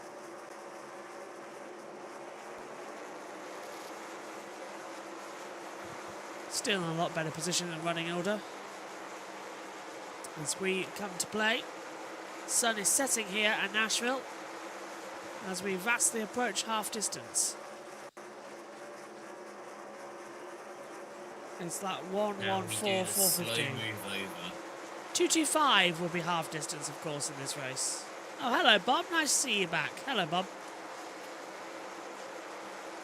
As we continue on.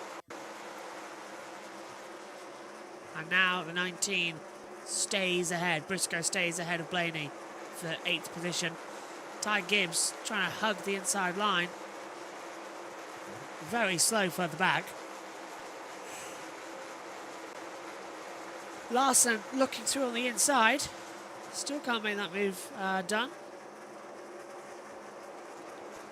Christopher DeHard has just said an update from Nashville. Track drying update at turn 4 for Nashville. Not feeling any raindrops for the time being as they are drying the circuit. Looks like it might be a night race coming into it.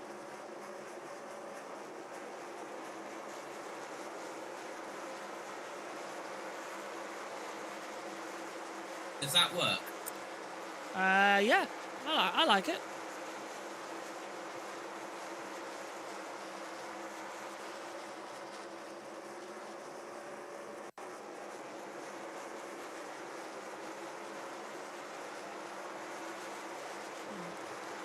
Just having a look right now as Hamlin battling with Bubba Wallace. It's not the first time we've mentioned Bubba Wallace today.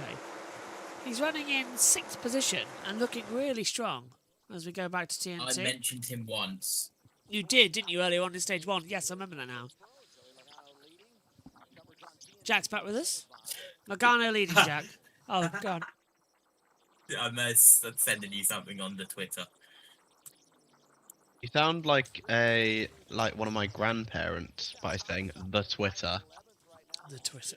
It is a long-running 2 seconds, Danielle. Who finished 7th at Atlanta. He is the 3rd generation of Childress men to race here at North Wilkesboro. There you see his granddad, Richard Childress, right there.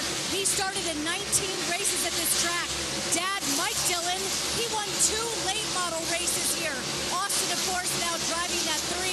He told me that he grew up listening to everyone riding up that elevator in Victory Lane, and of course would love to do it today. Guys, Richard Childress was on the radio for Dad Mike Dillon when he won those late model races, and you know that he is encouraging his grandson right now. RC, he's not afraid to jump on the radio. Got a great stat for you here. It's not exactly NASCAR related, but it is Formula 1 and World Cup related. Victor Abad has put on Twitter, the last time Spain won the World Cup, Fernando Alonso won the next Grand Prix. Next week, the new Aston Martin arrives. And why not? That's a very good point. I wonder if Alonso might win next weekend. That might be something in Hungary. No. Well, can I just point out something? 2003, Hungary. What happened? Fernando Alonso took pole position and won the race in an underpowered Renault car. Just There's a difference between underpowered and literal tractor, JB. Yeah, but next week the new car arrives. New engine. Weren't the Formula 3 cars going faster? Yes, they something. were. At one point, yes. Yeah, there we go. My point proven. That's a Formula 4 car, bro, is driving there. Alonso 33rd win confirmed? I think so. Look, dare to believe. Alonso won his first ever race in Hungary in 2003 after pole position. That Renault. But Hiva Raghunathan couldn't drive that car to a win. We all know he's the greatest racing driver of all time. Can't even find reverse gear. Tell you what, driver had a terrible weekend. Noel Leon. Go Google what happened to Noel Leon in F2. By the way, everybody in chat. He's had a hell of a weekend. I feel sorry for him. He's been disqualified for a VIP team member, a VIP guest of the team, wearing an incorrect headset with a microphone. He's been disqualified for that. It's quite funny. As Bell goes around the outside and deals quite easily with Austin Cindric in the 2 carts. That's over 12th and 13th position. As now Bell still trying to hold him.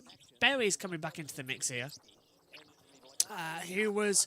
Considering Berry was down in 28th place earlier on. A lap down now. No, it's the 14th. Who's a lap down? Zilich. Oh, damn. Connor Zilich. Yeah, he is a lap down. More time being lost, I suppose, coming into it. Also, we'd love a bit of custom feedback. Yeah, over on YouTube. Do you like the new automatic scene switcher, which rotates it between the track map and the battle screen with all the information? 21 car saying that he went back on his rear air pressures and he feels better about the car. When we talked to Josh earlier today, he said, I'm the reason, a big part of the reason we are back here racing at North Wilkesboro after I raced for Dale Jr. in a late model. So Dale, are you going to let Josh Berry take all the credit? I'll let anybody take some credit. There's a lot of different people. I know he's playing around. There's a lot of different people that played a big role in this, but you know, it's been a tough year for Josh, and not sure what his plans are for next year. We know he won't be in this car again, but they still want to finish the season strong, and he's auditioning for whatever opportunities there may be for that young driver. He's still got a lot left in the tank. Reigning champion, the O'Reilly. Oh, thanks, guys, down there. As they come into it. Now, Berry battling with Bell, 20 and 21, still fighting hard. There's Gibbs. Jack, it looks like the sunlight is dipping and the artificial light is starting to take over here at North Wilkesboro. We'll get cooler now. We'll see how that affects the grip.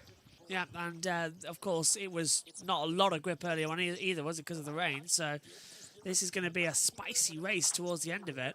See that bump at exit turn 4. What we saw from Blaney early as we... Yeah, there's a couple of other radio messages coming through. Lap 134.450. Radio? IndyCar news. Go on, Jack. What have you got? Random IndyCar thing here. Maya Shank just added Bob Pockrass and says, does Music City Grand Prix have literally just sent that to JB. Yeah, so it's just Bob pointing to the lights. I'm sorry, but that's a new profile picture. No, I still like the current one from the Kyle Busch Stenhouse site. That is an iconic profile picture. As soon as that happened, I was like, Bob, you got to make that your new profile picture. I put Bob makes lights with his hands. Yeah. Oh wow. There is apparently more rain coming in Nashville. Will we ever sleep? Just delay it till Monday at this point, honestly. Although they've got the World Cup thing Agreed. I think IndyCar, yeah, I feel sorry for them. After they're on main Fox. That's a point. They're on main. They have to run the race on main Fox. That's yes. That's why they're running so much World Cup coverage right now. Yeah, they're going to have to run something soon, aren't they? If we finish NASCAR before we even start IndyCar, I'm shocked. Really shocked. I wouldn't mind a Monday race, to be fair, for IndyCar. That'd be quite nice.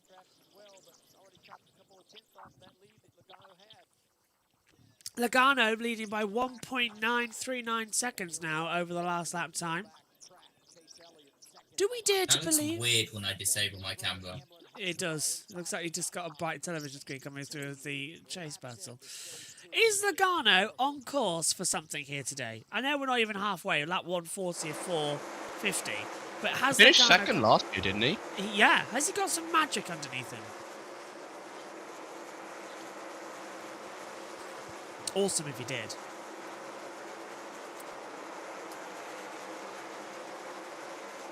Yeah, we might get to... Yeah, okay, this might not be a bad idea.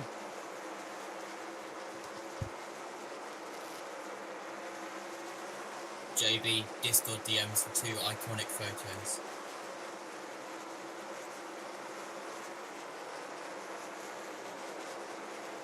Okay. I'm having a bit of a coughing fit here in the commentary box. Are you having fun? I am having fun. What have you sent us? Oh, hello. JT's... oh my god, did you take those? They are taken by myself, yes. JT needs to get the images. You should start your own company, JT. JT Images or something like that. Some great stuff out there.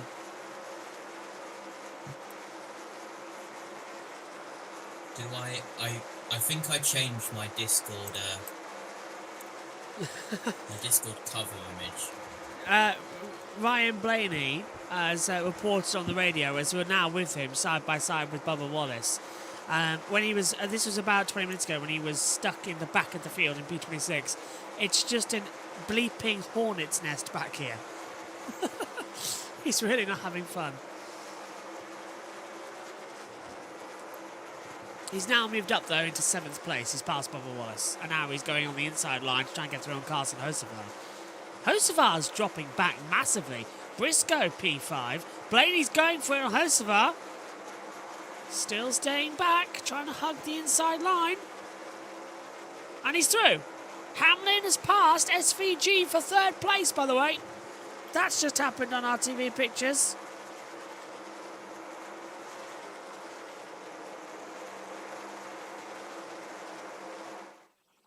So we're back on TNT. Welcome to us. It doesn't fit in the frame. JT's trying to do something. Well, this is now very... Oh, hang on. IndyCar weatherman. What's he saying? What? Pit road. Marty Snyder. What's happening, Marty? Boy, Adam, you think about North Wilkesboro, that just seems like a Chase Elliott race, doesn't it? Talking to Alan Gustafson this morning, he said, listen, one of Chase's strengths is managing a run overall, taking care of the tires early, and that makes the car last longer. It's from his short track days, and that's what you're seeing from the 9 right now. Started 10th, very good long run car, Shannon, and they're showing it right now, sitting in 2nd. Your point sitter, Denny Hamlin, working a little strategy on that first pit stop, guys. Stayed out, even though the handling was not perfect. He's been battling tight conditions the entire race. Remember, Denny Hamlin, so good on short tracks. 5 wins in the next-gen car, most of any driver, but he has not won on a short track this season. Finished 2nd at Martinsville, Danielle. Shannon, Chris Buescher is running 10th right now. They took 2 tires on that last stop and gained 9 positions, and Buescher's been able to hold on to it. You know, it's interesting. Marty was just talking about Chase Elliott, who's also running in the top 10. I asked Buescher's crew chief, Scott Graves, this morning, I said, do you and Chase Elliott feel like you're similar in the way that you're always running top 10? You can top 10 the field to death, hit it straight down the middle. He said, it's funny you say that. I feel like we were always battling Chase Elliott for O'Reilly Series championships back in the day. He said this new point system really rewards teams like us. They're sitting 7th in the Chase standings. Buescher not winning a race so far yet this year, guys, but he's consistently running in the top 10, doing it right now again tonight. You know, I talked to his crew chief, Scott Graves, Danielle, and he said the one area they felt like they needed improvement was short track. So they did that organizational test here earlier in the year, and it's paid off as he continues to hang around the top 10. Austin Cindric right there with him now in that Rusty Wallace throwback. Yeah, we got that update from Marty that it was brake tape that Christopher Bell tried to get off the right front of the 20. I think they were able to get it off. Currently back at the 13th, but reading the radio, he still has some complaint about the brakes. So take a look at this. I'm going to compare the 11 of Denny Hamlin to the 20 of Christopher Bell. The 11 obviously taking care of his car, but running inside the top 5. And look at the right front of the 11. Looks normal, no temperature. Oh, Bell's look at this right brakes. front of the 20 right here. A lot of temperature in that right front corner. This is after some brake tape was pulled. So you just have to wonder if the 20 doesn't have all the tools available behind the wheel, right? If your car's a little tight, you got to use a little bit of brake. Maybe you're a little loose in, but he can't really turn any more front brake in it. So you see the brake temperature is still an issue for the 20 car. We'll have to just monitor that as the race goes. Denny's. Yeah, I'm going to have to keep an eye on that as it comes into it, because that brake failure here is actually going to be very critical, because as we mentioned earlier on, you do use your brakes at this place because you're going uphill and downhill at different elevation changes throughout the lap. So, Jack, if Bell's brakes, which the front right is completely glowing at the moment, he could catch fire and be out of the race, because that could also explode. I mean, a brake failure here would be nasty, for sure. Keep an eye on Bell that. doesn't need that at all, given that some of the hits he's taken. He's going to be begging for a caution. Blaney says he's a little tight off 3 and 4. We'll keep an eye on that then as it comes into it. Bell definitely would like a caution to cool that brake down, change tyres as well. Believe it or not, that would get the oxygen running around it and cool it easily as Logano laps now. Is that him lapping the 54? It is. He's lapped Ty Gibbs. He's now lapping Zane Smith as well. So Logano has now lapped the Stage 1 winner. That's how quickly it can change for you here in NASCAR. He did get sent to the rear as well. Yeah.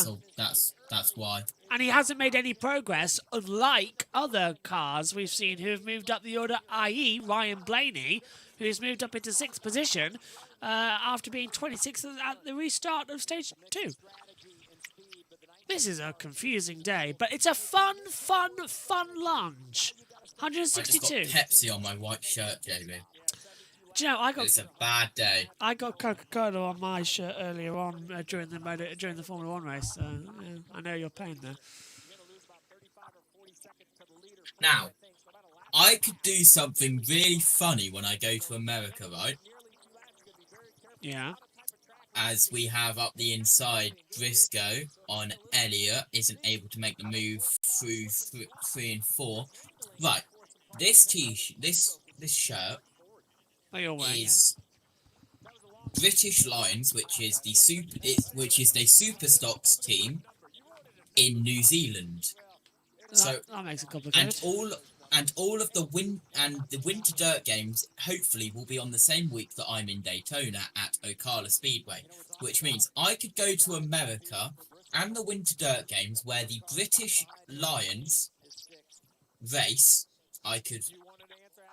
The drivers of the British Lions, as Briscoe completes that move, I could wear a Briscoe Formula 1 / Super Stock shirt. Yeah. In America. So I would be trackside in America wearing a British shirt, which is from New Zealand. That confused me at 1:40 in the morning. Yeah. It would be very funny if I just turned up to an America race meeting wearing a British shirt from New Zealand. Noah Gregson has gone a lap down, only 24 cars on the lead lap right now, as we have Bubba Wallace in the World Cup Coca-Cola car. Getting overtaken by Cindric. What a surprise. Got a very interesting information for you. The IndyCar race has been delayed so long that the Spanish team have now had their meal. They've had their dinner for the World Cup. Yeah. Have they not started singing yet? No idea. But all I know is they've Nashville.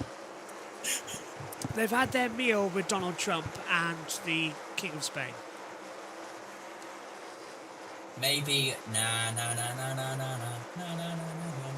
Nashville works better. Anyway, I will save 1.1k people from listening to me sing. Logano is coming up the inside of the 16 of Allmendinger. Is not got him. Still not clear. Allmendinger saves himself from going a lap down. JT. Here comes the first of these pit stops. Bell's coming in. JT, I beg you to to take a look at your Twitter account that I just sent you a DM, but don't let it go on stream. Oh, okay. Yeah, turn your camera off for that one. As Bell comes through now to take a pit stop, he's coming down pit road. Oh, God. I know. That's what I was laughing at a minute ago. It just came up on my timeline. I was like, what? Jack, I'll send it to you. What's his name? George Berry making his way into the top 10 as well at the moment. TNT on ads. So several coming through. Let's go back to TNT. Oh, sorry, go on, JT. That's what happens when all of my screens are viewable on a live stream. I have to be careful. You do. Right, thanks, That's JT. amazing, JB. I know, it's hilarious. Thanks, JT. That is absolutely superb. Oh, hang on, we've got a rear tyre that's loose. an issue for Allmendinger. 16's rear right tyre is rocking around worse than that really bad chair at your granny's house. What an amazing metaphor. Oh, I think all of the audio channel. Yeah. That's why he hit the wall then. Got loose coming out of it, yeah. Thank God the tyre didn't come off. Standby members behind the scenes, all of the audio channels have crashed the scanner. Okay. I'm working on it. 24 coming in now as well of Byron, Berry and Cindric and Allmendinger in as well. Pit road. The garage today about guys trying to run this entire stage. The fear is that what is the unknown? At lap 125, 130, do these rear tires just give up the ghost completely? Now you've run long and you don't have an advantage. So a lot of different theories to a track that we have very little experience at. Well, you know, Allmendinger had the problem, was 21st. He goes a lap down. Byron was the last car on the lead lap in 20th when he made that green flag pit stop. Yeah, so now Byron needs to find his way back around the leader to get one of those laps back. He's going to do it in a hurry as you see him going by the 19 up the front stretch, right? So the 22, as you see on the upper left, he's on the middle of the back stretch. Byron is about a half a lap behind. That's to be 2 laps down. So he is 2 laps down from a green flag pit stop. Byron's teammate Chase Elliott making a pit stop. Adam showed a lot of strength in the middle of that run, got up to second, and then at the end of the run, Chase said, I just can't finish the corner. It feels like the right rear is too pumped up. Steve mentioned, Adam, those teams considering running this entire stage out. Among them, Carson Hocevar. They're debating it right now. They're in 6th. 84 laps to go, so if you're going to run the whole thing, you got a long way to go. The 19 of Briscoe, Danielle. Chase Briscoe is in. He was running 3rd when he came in for this stop. They told him manage the throttle on exit. This Toyota, one of the fastest in the Gibbs camp. Remember, all that track position they made up started 30th tonight. He's down and away. Just a reminder, once again, you know, the problem is it's about... Big crash! 48, the Oh, 45. Bowman.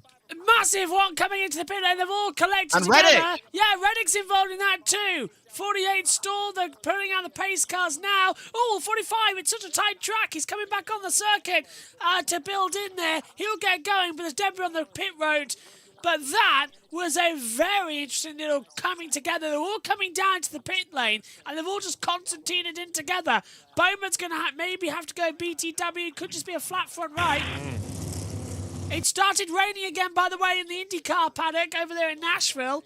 So that's going delayed again. So did that all start with Bowman because he was the further go ahead? Jack, here it is. Yeah.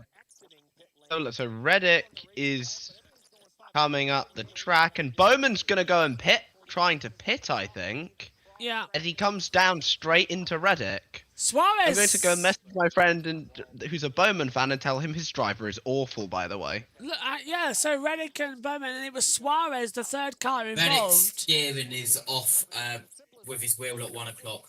Suarez saw that the caution light was on and the pit lane got closed, and he darted out the pit lane, so he might be under investigation for crossing the commitment line. But Reddick came up as the same time Bowman was coming down. I don't think that's anybody's fault there. That's just a feature of this circuit. There's no long enough runarounds. Probably committed. Maybe the pit road was closed. NASCAR's just going to have to see what that is. His team's telling him to stay out. So. Oh, here we go. Watch this. Listen.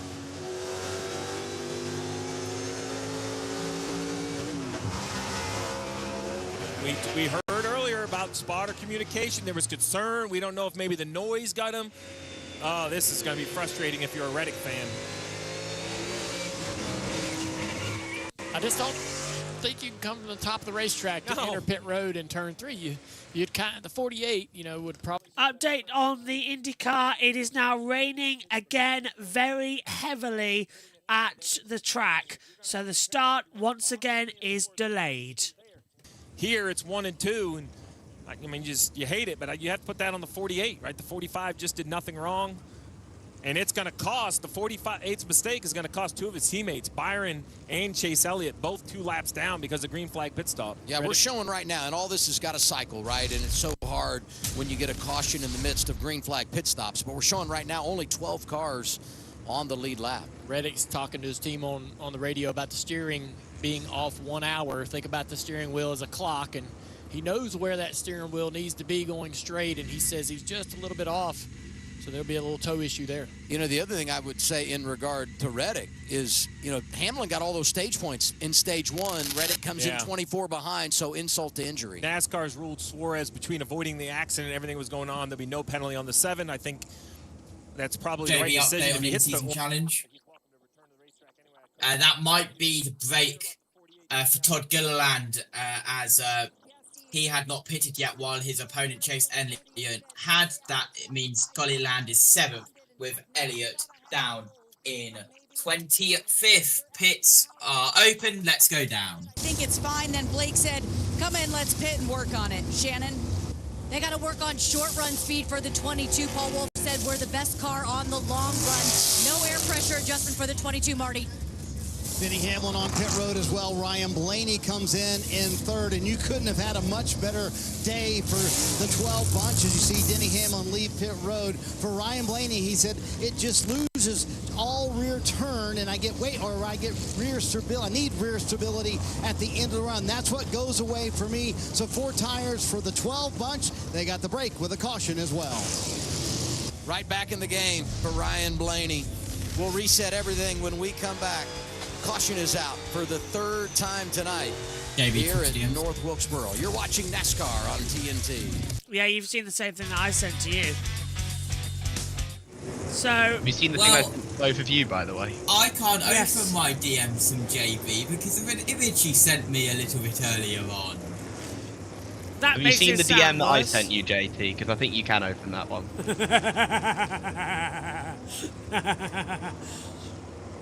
I like that one. I haven't got one from you, Jack, yet. Oh, do you need to accept the request? It's on the Josh T account. Are you on a No, I'm on my Little Owl account. I follow that account. Why has it gone into message requests? Okay, well, you can open it then. Being told, this is IndyCar Weatherman, by the way, for the IndyCar fans of you in here. A bit of build-up to the east of this complex, passing west. We don't totally reset our progress, but it's really close. There is a chance that, yeah. No idea what happened to your Twitter account, but it has unfollowed me. I have no idea why. You've had a problem with that anyway.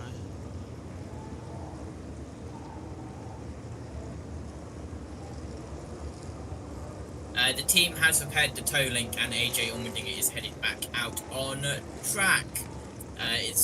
The car is currently listed as 13 laps down.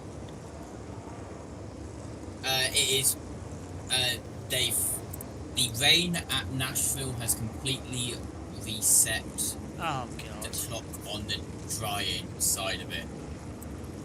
Great.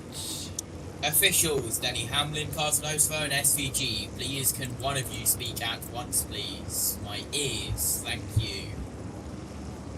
Free pass, Ty Dillon, 13th at the time of caution is free pass, by the way. I did hear a couple of to the rears, but I couldn't hear it because everyone was talking over each other. I will get them when we get them confirmed on the Twitter. I'm going to say this now. IndyCar is not NASCAR. They will not wait around to run the race at 1 o'clock in the morning. They would much rather come back the next day. Right, let's go to the team. Just had our 3rd caution of the night here at North Wilkesboro. Comes out in the middle of a cycle of green flag pit stops, so everything has gotten shaken up. But Joey Logano continues to lead. Hamlin, Blaney, Van Gisbergen, and Hocevar, the top 5. Let's do a little Where's Mamba? Well, I'm just up here checking out this Carolina sky with some of my favorite people. I mean, look at these fans. You talk about saving short track racing. You got to show up, and these people are showing up all night long. This place is packed out. Golly, I love it out here, guys. It's just been an unbelievable weekend. Points on the line at North Wilkesboro for the first time since 1996. So as we get this caution, and we said we were in the midst of stops, free pass goes to Ty Dillon. He's back on the lead lap inside the top 15. Ware and Briscoe take the wave around to the lead lap, so they're just outside. They're right there in the 14th, 15th position, and a number of cars waving to 1 lap down. Good break for the 7 of Suarez. The rule is if you're below the orange box, you are committed to pit road. As we spin this forward, you're going to see he's clearly below it, but the 48 sliding to his left, crashing into the wall. NASCAR is ruling that the 7 was avoiding the accident, the spinning 48. Therefore, it wasn't a penalty. We'll see what the garage thinks about it. The rule was if you go below the orange box, you have to come to pit road. He was, but NASCAR going to give him the benefit of the doubt for the coming 48 cars spinning behind. Yeah, and here we go. Ready to go back to the green flag then here as we get ready. Logano versus Hamlin. Logano's kicked up some dust coming as we take the green flag. He's immediately jumped clear and cut in front of Hamlin with Ryan Blaney on the outside line. Then coming in We've got Van Gisbergen side by side with Carson Hocevar, and that's going to be ending a little bit of interest, isn't it? Hocevar doesn't really play well with him as they come into this battle. The sun has set. We are night racing at North Wilkesboro, and it looks absolutely beautiful as we get. If I'm not wrong, JT, this is our first ever official Cup night race here for points. Because, of course, we have the All-Star race at night, but this is our first Cup night race. I think so, yeah. Yeah. So, there you go. Bit of history being made. Didn't have lights here, I don't think, when we initially came here. What times did they run it initially? 1996. I didn't have lights, so... Yeah, but like what times in the day? I think it ran earlier, didn't it? Well, in those days, it would have run at the top of 12, wouldn't it? About 12 o'clock, 2 o'clock. Yeah, so it would have run earlier, not the time we're running at now. So, all cars are met minimum. And Blaney's going around the outside of Hocevar, so Ryan Blaney's now made it up into 4th position to come into it. So again, more and more and more traction. Will Buxton has just said, we're going to need a bigger boat. So I think it started raining a lot heavier coming through there. As official statement, they have effectuated all grandstands again at Nashville. Right, so they're now in a longer delay for the Lightning as well coming into it. So, an update on the IndyCar broadcast. I don't think we're going to be having it tonight. It looks like we might come back tomorrow for IndyCar at this rate. They can't hold on forever. There is more rules coming in place there. And they don't usually like running the IndyCars towards 1 a.m. because they are a bit louder. And also, they don't run as well. Caution's coming out there, guys. We've got 3 wide further back now. A lock-up coming into turn 4. 4 wide. 3 wide, 4 wide, turn 4. And back in. It's the 21 of Josh Berry. Berry's round. He'll get going, though. So he just literally lost it. Whoa, look out. You're not won yet, Josh. He's doing a burnout. He hasn't even got any tyre damage. Left rear tyre. Flat on the left rear. He got turned by someone. Couldn't work out who it was. I think it was the I want to say Dylan. Bell got hit by Larson. So watch out for Bell. I think the 19 got involved. Well, he was nearby. Was it Bell? Bell gets Bell loses it. Yeah. And then Briscoe had to dive down to the inside to avoid it. That's where the 19 got involved there. He had to slam on the brakes and dive to the inside and narrowly missed that spin 21. So around that incident, it was the 19, 20, and 21. Good years as well. Oh my God. So depending on who you speak to, yeah, people have different opinions on the year 2020 and 2021. I was on about 19, Awful 19, year. 19, Awful 20, years. 19, 21. Terrible, terrible years. 2025 was a pretty good year. Spurs won a trophy. You don't do that very often. So we are now waiting.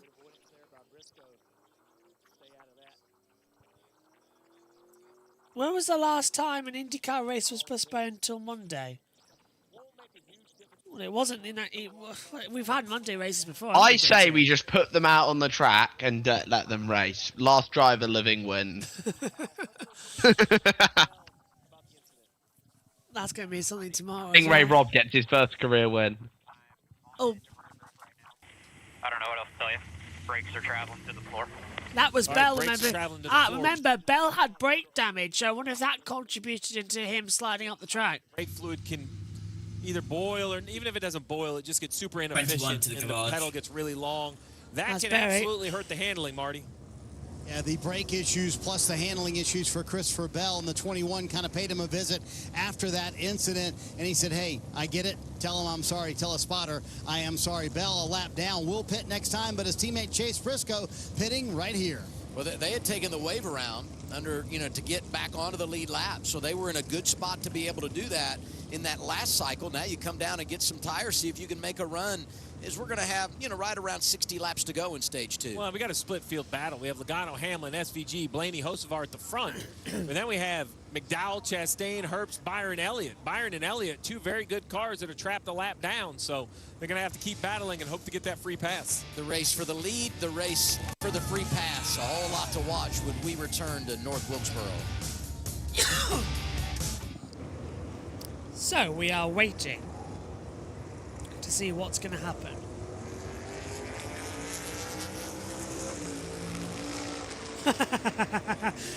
Super TV on Twitter has said, ITV should show the England versus France game in the Love Island villa, but tell them it's the actual World Cup final. You think the people on Love Island are intelligent enough to know what football is? Do you reckon they're intelligent enough to believe that it wasn't even the final anyway? So they were No. afterwards. IndyCar Apology. is postponed until 3 p.m. Eastern on Fox. Tomorrow. Tomorrow, okay. I will get. Oh, I'm out at that point, man. Come on. I guess I'll have to watch it on my phone. They have cancelled today's race.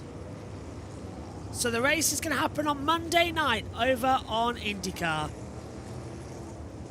There you go. We have a Monday night race, everybody. That is going to be exciting. For our time zone, anyway.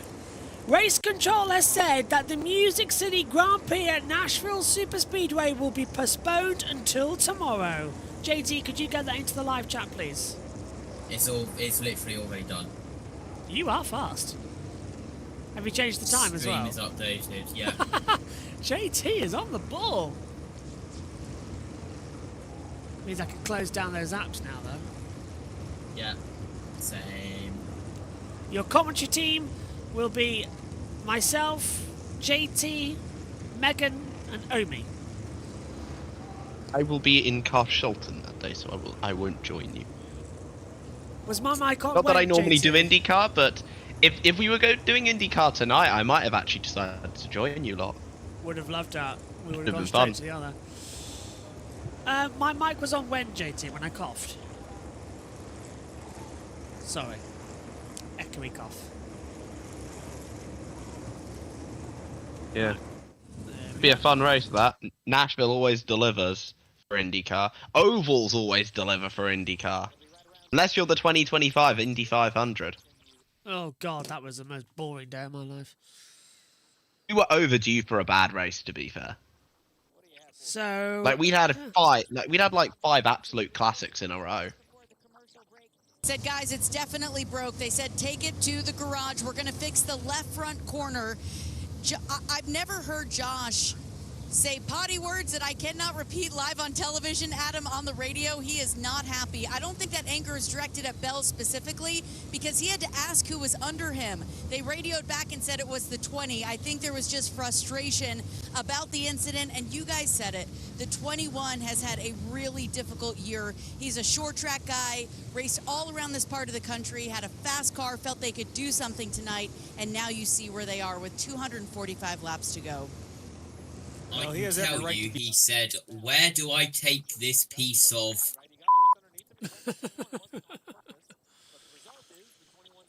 Here we go, coming to He's the going to grid. finish behind Chad Fincham. Right, ready again for Logano v Hamlin. God, we've had that before, haven't we? SVG's just behind it. Are you ready? Boogity, boogity, boogity. We're going racing, folks. Through 1 and 2, very nice. Oh, Hamlin got so close. Oh my God. Hamlin got so close to dumping Logano. He was millimetres from him.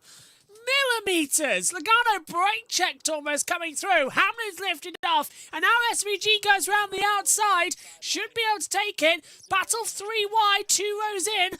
That's going to be Blaney, Keselowski and Wallace coming into there. And, oh, look at that. Round the outside, welcome back, Carson Hocevar, battling with SVG and Denny Hamlin. Hamlin's dropped down into 4th place. Hocevar's now going to be net 2nd. Van Gisbergen is 3rd, separated by just a little bit, Jack. But that Logano had dropped to the floor in the commentary box, almost got taken out.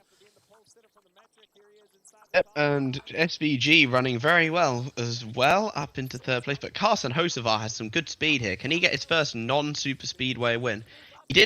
He was running well here in the truck race until some mechanical issues took him out. Who would have had in that truck race, by the way? Shane Van Gisbergen being the highest of the Cup regulars. JT, what are you monitoring on your side?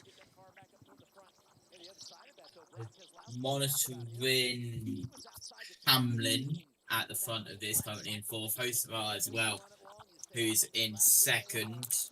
Not much, really, as Bubba Wallace goes up the inside. of Keselowski. Still looking good on it to come into the battle. As we see Logano, Hosevart, Van Gisbergen, Hamlin, Blaney in the top 5. As now we're seeing again, what a good race from Brad Keselowski. Reminder, still racing injured. His broken leg is healing. But with him racing and putting under pressure week after week, it's taking double the time to heal fully. So he's racing injured pretty much for, I think, was it 7 months of the year? We're into that 7th month now here in July, but it will take up until early August for the final good clear. Compare that to Denny Hamlin, of course, who's racing injured through the entire season with shoulder damage. After he was looking through his parents' house fire damage, that he did his shoulder at the same time. So he's got surgery booked in, I believe, the day after the season finale at Homestead, Miami. 16 out accident. Pit road. It's going to be for Tyler Reddick. Came into this second behind Denny Hamlin. You guys saw that spin. He did come down pit road a couple of times. The team has told him that tie rod is bent. They cannot do anything about it. They are going to monitor that steering angle for the 45, but this is going to be a tough hit in the points for him. Yes, that's Tyler Reddick, and he's going to be now on 4, 6, 7 points. Denny Hamlin on 8, 2, 9. So Jack, a massive change. And just took a bad season. It's now looking for Reddick because, again, he's losing so much momentum. And if he can't... He's not had the luck. No, and if he can't get it together, that's going to really affect him going forward. 3 wide again, mid-pack. Yeah, I mean, we got the chase with the points reset. Should be fine. Yeah, it should be good. Noah Gregson thinks he's down a cylinder on his engine. Oh, wow, okay. I think that's more of a driver problem, personally, but...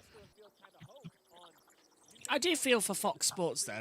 They got the World Cup to lead in the IndyCar, and then they don't get to I know. It's such a disappointment. It's such an IndyCar thing to do. In case you haven't realised, broadcaster, I am not the biggest Noah Gregson fan. No, and we've known that before. As Cody Ware... The guy needs to just go back down to the lower divisions and build his profile up again. It's just not gone well for him in Cup at all, has it? Compare that to Cole Custer, who's actually a good He driver. at least has a Cup Series win. Yeah, and he's just Everyone stuck forgets about it because it happened at the most awful racetrack imaginable. He's just stuck in a bit of a poor machinery, really, isn't he? I'd take racing in Cup at the back, though. Oh, yeah. Over racing in the lower divisions, because then I get a higher profile. Oh, hang on, that's the 10 going high, nearly into the barrier. Just getting a little bit of a loose might have ride. hit the wall, Yeah, actually. Ty Dillon almost in there. Ty Dillon. Exit T2. So we've got 2 different races going on right now as we approach half distance, by the way. So we're closing in. 2:25 was halfway. Then the race will be official. Done that inside 90 minutes, by the way. So it takes that to about 3:30 off air at 4. Very nice, lovely. Looks like that nap, JT can't hear me. Oh, okay. If I wave like that, you might hear me. Hello, JT. Hello. I was just saying, it looks like that nap that I had for a couple of hours was very much needed because we're not going long for IndyCar. But how long have you been awake? Because you've been everywhere, here, there, and everywhere this weekend. I've been awake since 9 a.m. It's currently 2:07 a.m. I need to step away. Incredible. JB is going through it at what is 2:07 a.m. on the 20th of the 7th month. I think the entire nation did when we played Mexico. I think that's the loudest I've ever been at 2 a.m. On board with Kyle Larson now, currently 22nd and a lap down. As he will complete another lap. We are halfway there. Hello.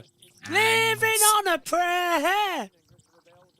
Banger of a song, by the way. Overplayed, but banger. Yeah. I wish I had a mute button. And once again, I say apologies to the 1.1k people watching to have to listen to that. Take my hand. We'll make it, Okay. I swear. On board with Christopher Bell, who had an issue with the 21 of Josh Berry.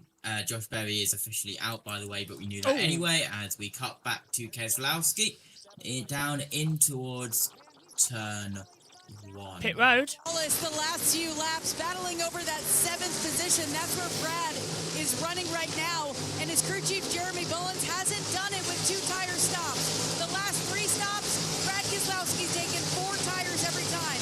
They told him a few laps ago when he was running 14th, Steve, at this pace, we're going to run to the end of the stage. Now that he's running inside the top 10, do you fear he's using more fuel, or do you think Brad can stretch it and not pit until the end of stage 2? Yeah, I think all of these cars are going to run. Okay, question coming in from Wes. Do you like, how do you feel about IndyCar racing at Washington, D.C. later this year? My personal opinion is... I speak, I'm in trouble. Allow me to do it for you. I like the idea of racing in the capital. I think that's a wonderful idea. Make it on a good track, and this track doesn't look particularly great. Bang on there, but I don't like the fact it's been made political. That's not right. That's fair. Good idea, but not political. What I hope is that the race actually is going to be a really good race. Me too. And again, I have been fooled by street circuit designs before as well, by the way. Yeah. Because I thought that Arlington was going to be awful. It ended up being a really good race. So, I don't know. Arlington was great. Arlington was brilliant. I loved it. I'm so happy we're coming back next year. But it also allowed me to make the meme of what's an IndyCar doing in Arlington, Texas? It seems like the name Arlington and having motorsports tracks transverse across countries and continent, because the Arlington Stadium over here is pretty good as well. Arlington was awesome. We have a place called Arlington here? I didn't even know that. Yes. Arlington, East Sussex in Eastbourne. Well, outside Eastbourne. All I'm saying is that America stole all our names. I think I might have seen a sign to that, actually, when I was in Eastbourne last year. Best track in the country for short oval racing. Mark my word, I am going there in 9 days' time. Hamlin's on the back of Van Gisbergen now. He's going around the outside on the high line, and SVG's practically not even driving. His tyres are gone, aren't they? SVG is on 41 lap old tyres, and Denny Hamlin is on 46. They're all the same. But Logano's got nothing. So he's dropping back too. Hosfar's dropping back. What's happened to... Has Denny Hamlin a tyre whisperer? What the hell's happened? He's just taken off. And also, how is Logano nearly 4 seconds ahead? Wow. Cole Custer, pit road. Not good inside that race car for Cole Custer. That Coulson failed many laps ago. He had to purge the water out of it. So when he comes down pit road, they are spraying him with a water bottle. He said, just don't get my visor. They're also handing him some extra water bottles. They've been checking in on him, asking him how he's doing. He says, I'm doing good. It's just really hot in here, Danielle. Shannon, Zane Smith is complaining of the same issue. Take a listen to Zane's radio. Dude, there's nothing we can do about it now, but this is the hottest I've ever been in a car. I'm over my cooling. Grab me a drink. Zane scorching inside that race car. I've checked with the team twice. They are not sure that his cool shirt failed necessarily. He just said the inside of the car is actually hotter than he's ever had. We had tough night to have that. Well, it's a tough weekend. We've seen this with the Cars Tour. A lot of, even our winner, Caden Honeycutt, was smoked after just the first pro late model race and then had to go and run the late model stock, won on both. Well, we've got how long left of this stage coming into it? 28 to go. As we fly it down again. This is going to be the same distance we have in stage 3, by the way. So another 185 laps. That's the way it all goes in. As we're now seeing 66 Chad Fincham again getting lapped for the 8th time today as he goes through. Dad, if you finish less than 20 laps down, you won the race in my eyes. He is a winner in the Arkham and Art series, by the way, at Bristol. When? No. 2013, I think. He still won at Bristol, that's something. Bristol is great, yeah. Bristol's a tough track to win at. I mean, that's more Bristol wins than Austin Hill. It's more Bristol wins than me. What's your point? JB, have you won in anything? That's my question. Yes. Yes. Your team couldn't even win the playoffs, mate. I have personally won things in go-karts as well. What, in a 2-car field? No. I have trophies. I'm also a fencing champion. Oh, it's got more than Tottenham anyway. I'm also a fencing champion. Can I point out? Thank you very much. They're British, good with blades. Fair enough.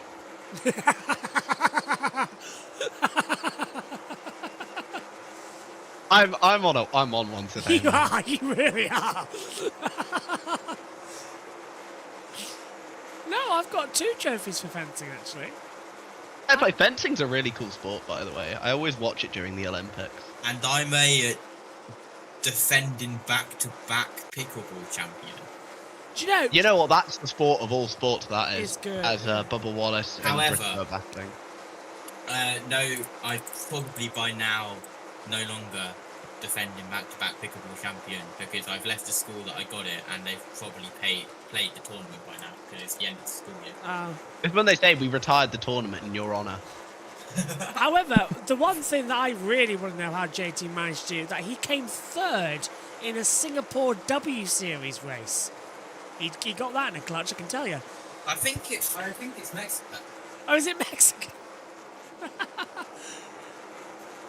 Yeah, 3rd in a W Series race. I don't know how.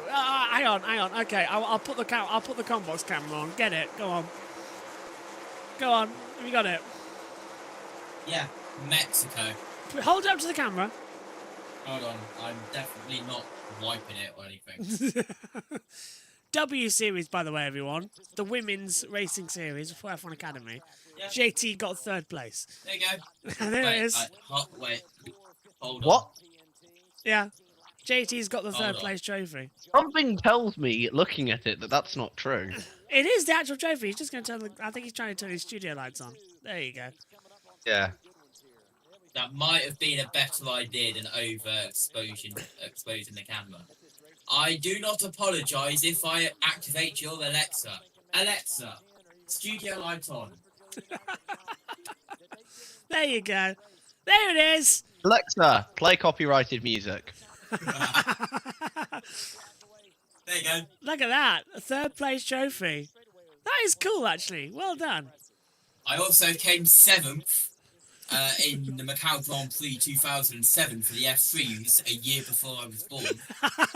That's incredible. He's winning this stuff in the womb, man. Crazy. Logano battling with lap traffic out there as well. Who did finish 7th that day? Can you remember? It was JT, Josh Turner. I can, actually. It was actually a J. Alexa, James shut up. Jake, apparently. Pit road. Racetracks are really an opportunity for us to see where we are. He told me today we need to average about 30 points per race. He knew that this was going to be an opportunity for him to go out. Right now for the 22, it is all about surviving those first couple laps of a run. He says he's really struggling on those short runs, but once he gets past those, the car comes alive and he can move all over the track. Last couple of laps. As they come through again. I definitely haven't knocked the camera. We can't have anyone join the commentary box at the moment because where we are, our commentary box is kind of a locked-in stream with ourselves in the commentary booth. But I'll tell you what, we should try maybe during a practice session one year. We keep saying this. During a practice, we should be maybe host a fan forum. You know, host a phone-in show. Have people come on and give your opinions. How would you like that, everyone? If we... Oh, hang on. JT, what you got there? Is that your trophy for the race you got the year before you were born? Yeah, there it is. Wait, is that a 7th place trophy? 54th Macau. Why is Grand there a Prix. trophy for 7th place? Because at Macau, you get a trophy for 7th place. Why? Have you met the Chinese? They are incredibly, like, you know... It's a special administrative region. Exactly. Hold on, let me actually look. I'm trying to find out which country finished 6th, 7th in the FIFA World Cup this year, so I can give them a trophy. Oh, I don't know. Hold on. Logano, by the way, we're closing in on the end of the stage. Logano's going to win it. I'm just gonna say Portugal. You get a trophy. There you go. You were terrible, but there you go. So, how does everyone think if we can maybe we'll get a practice stream together, practice and qualifying, and we'll host a phone-in show. We'll go in the Discord and go in the general chat. We'll make a chat available, and people can hop in and. I've nudged the camera again. You have, yeah, second time. JT, is that possible to do what the FE Bar does for JBM and have viewers come in and have a little phone-in show? I think it probably is. He's giving us a I've thumbs known up. people. Yeah, I know people who basically they That's do it. like these call-ins for their streams. So Yeah, let's do it. yeah, basically there's like a wait. There's like a waiting. Do it in a channel that Discord people join. stage, and then it's easier to manage. Yeah, we'll do. Okay, Discord stage. Okay, we'll get JT to set that up, and we'll do it at one of the races. There's also you can have like a separate channel for waiting to call and then just move people in. That's what when I used to stream. That's what I did.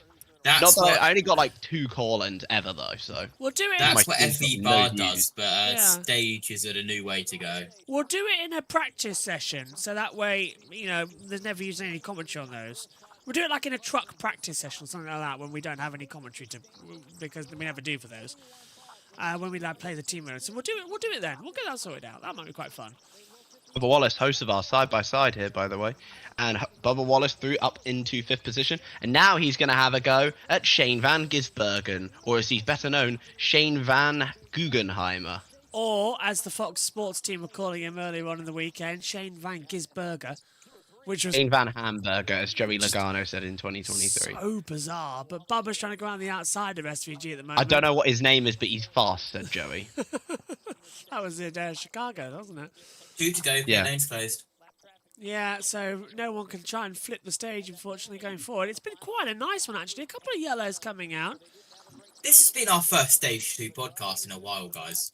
Yeah, it has been a proper Stage 2 podcast since that yellow, wasn't it? Because it only came out for pit stops. It's not like the racing's been uninteresting either. It's been quite a good day. 3 wide as the 47, the 9, and the 5 go side by Here side. comes Logano for the stage win. Checker flag is out. Joey Logano takes the green checkered. And finally, Joey Logano wins something in 2026. It's just a stage.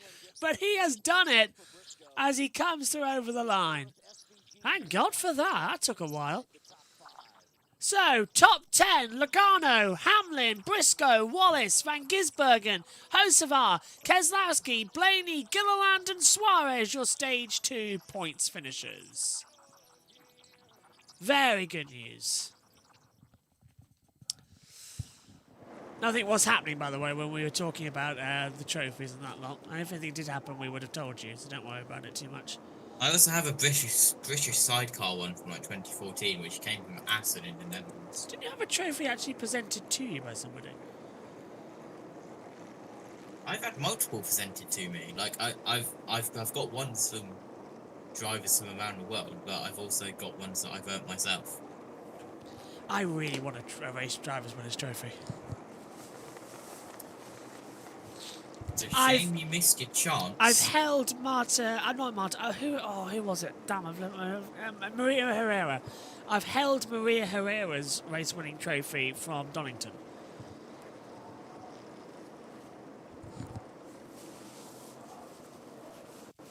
Yeah, there was 4 going in the BTC, the British Touring Car Chat Facebook group yesterday. I have. How much do they claimed cost? one. How much do they cost? Like 18 to 20. Are you kidding? Oh wow, okay. You have to send me it. Oh, I'll get one. I mean, I've just spent 20 quid on a hat. They've all been claimed, JB. You missed out. I know, but there'll be more. Either that, or I'm going to go bully Tom Ingram for one.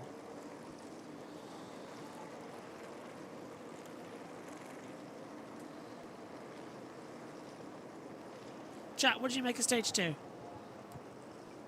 Oh, sorry. Good racing. Sorry to cross you. SVG says he's starting to cramp up. He's asked for 2 water bottles, some gels, and something with sugar in it.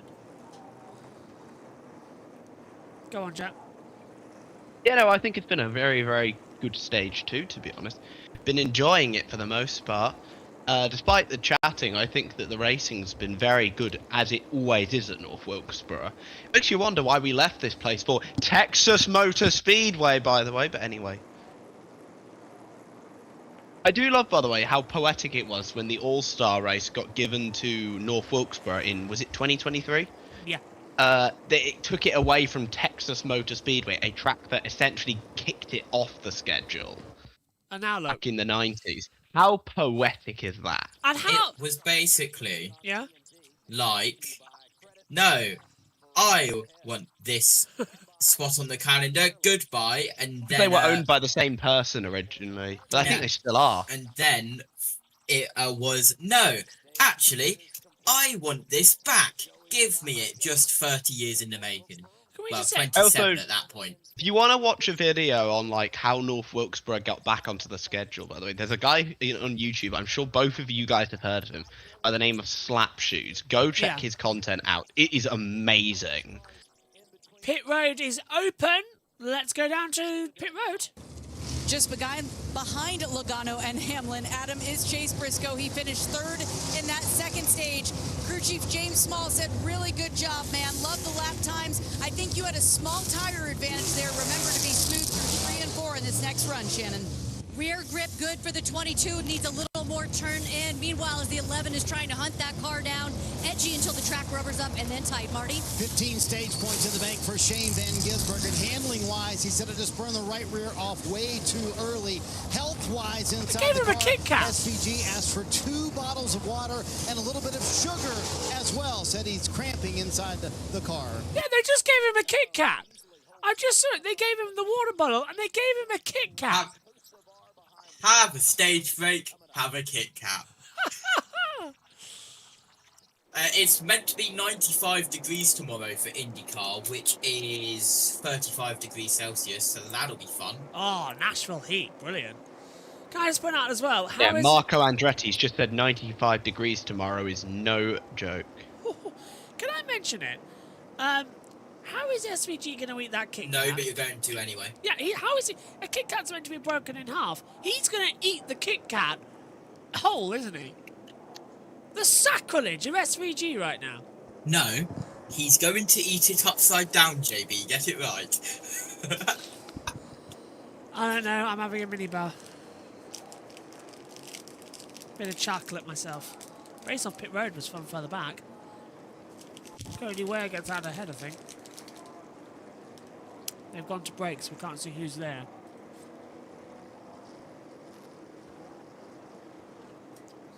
Graf saying that's such a bad joke. I am aware. Are you reading the chat? I can see. Yes, the chat is here for viewers of the members behind the scenes stream. And for live chat when JB uses my camera. That's true, yeah.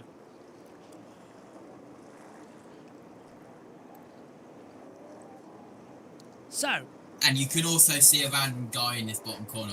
I don't know who that is. So, final 178 laps. Who's going to win it? Took you clean off the screen and you can't react or anything because the members behind the scenes stream sees it. There's no turning that joke right side up. Wesley says, I've never heard of a driver eating a Kit Kat during a race. Neither have I. Well, we will hopefully turn Nashville tomorrow sunny side up. Thing is, though, a Kit Kat's actually a great idea. It's only 70 calories. So you get the sugar and you don't get... How do you know that? It's pretty...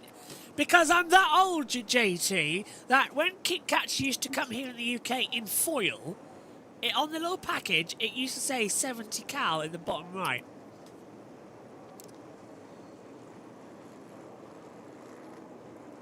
I'm right, Anna.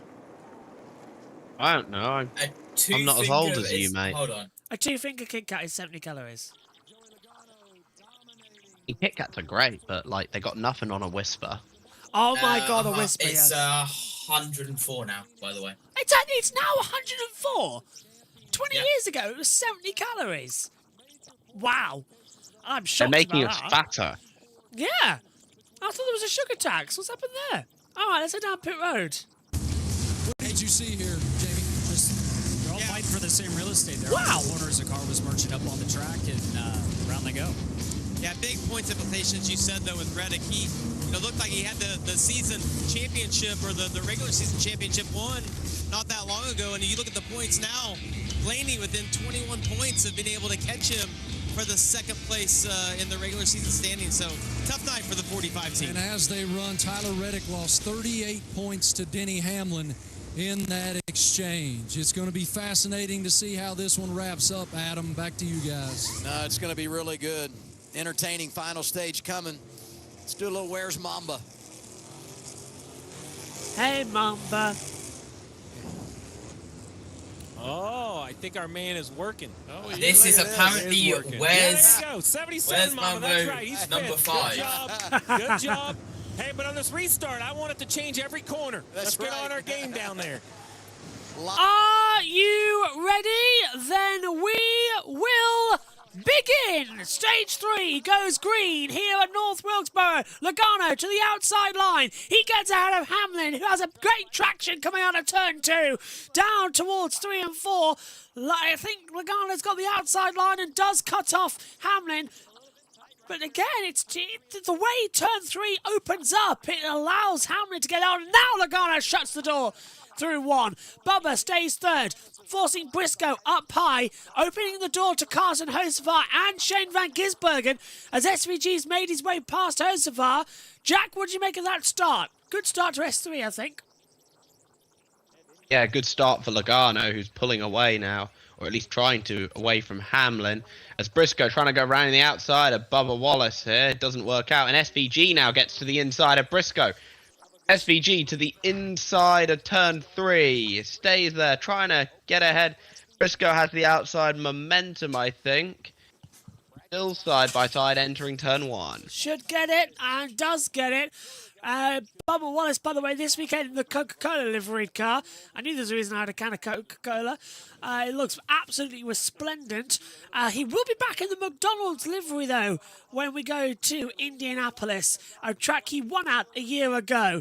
And he's doing very well here today in 3rd position. He's tracking now just behind Hamlin as Keselowski almost gets a rear tap from Ryan Blaney, our pole sitter, who had to start from the back earlier on in the race.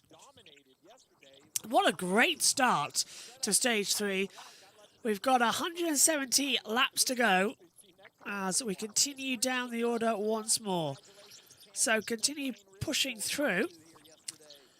How long is that then, JT? Average of 3 laps per minute here with 169 to go. I'm trying to work that out in my head quickly. Half it, don't you, really, isn't it? 3 times 35.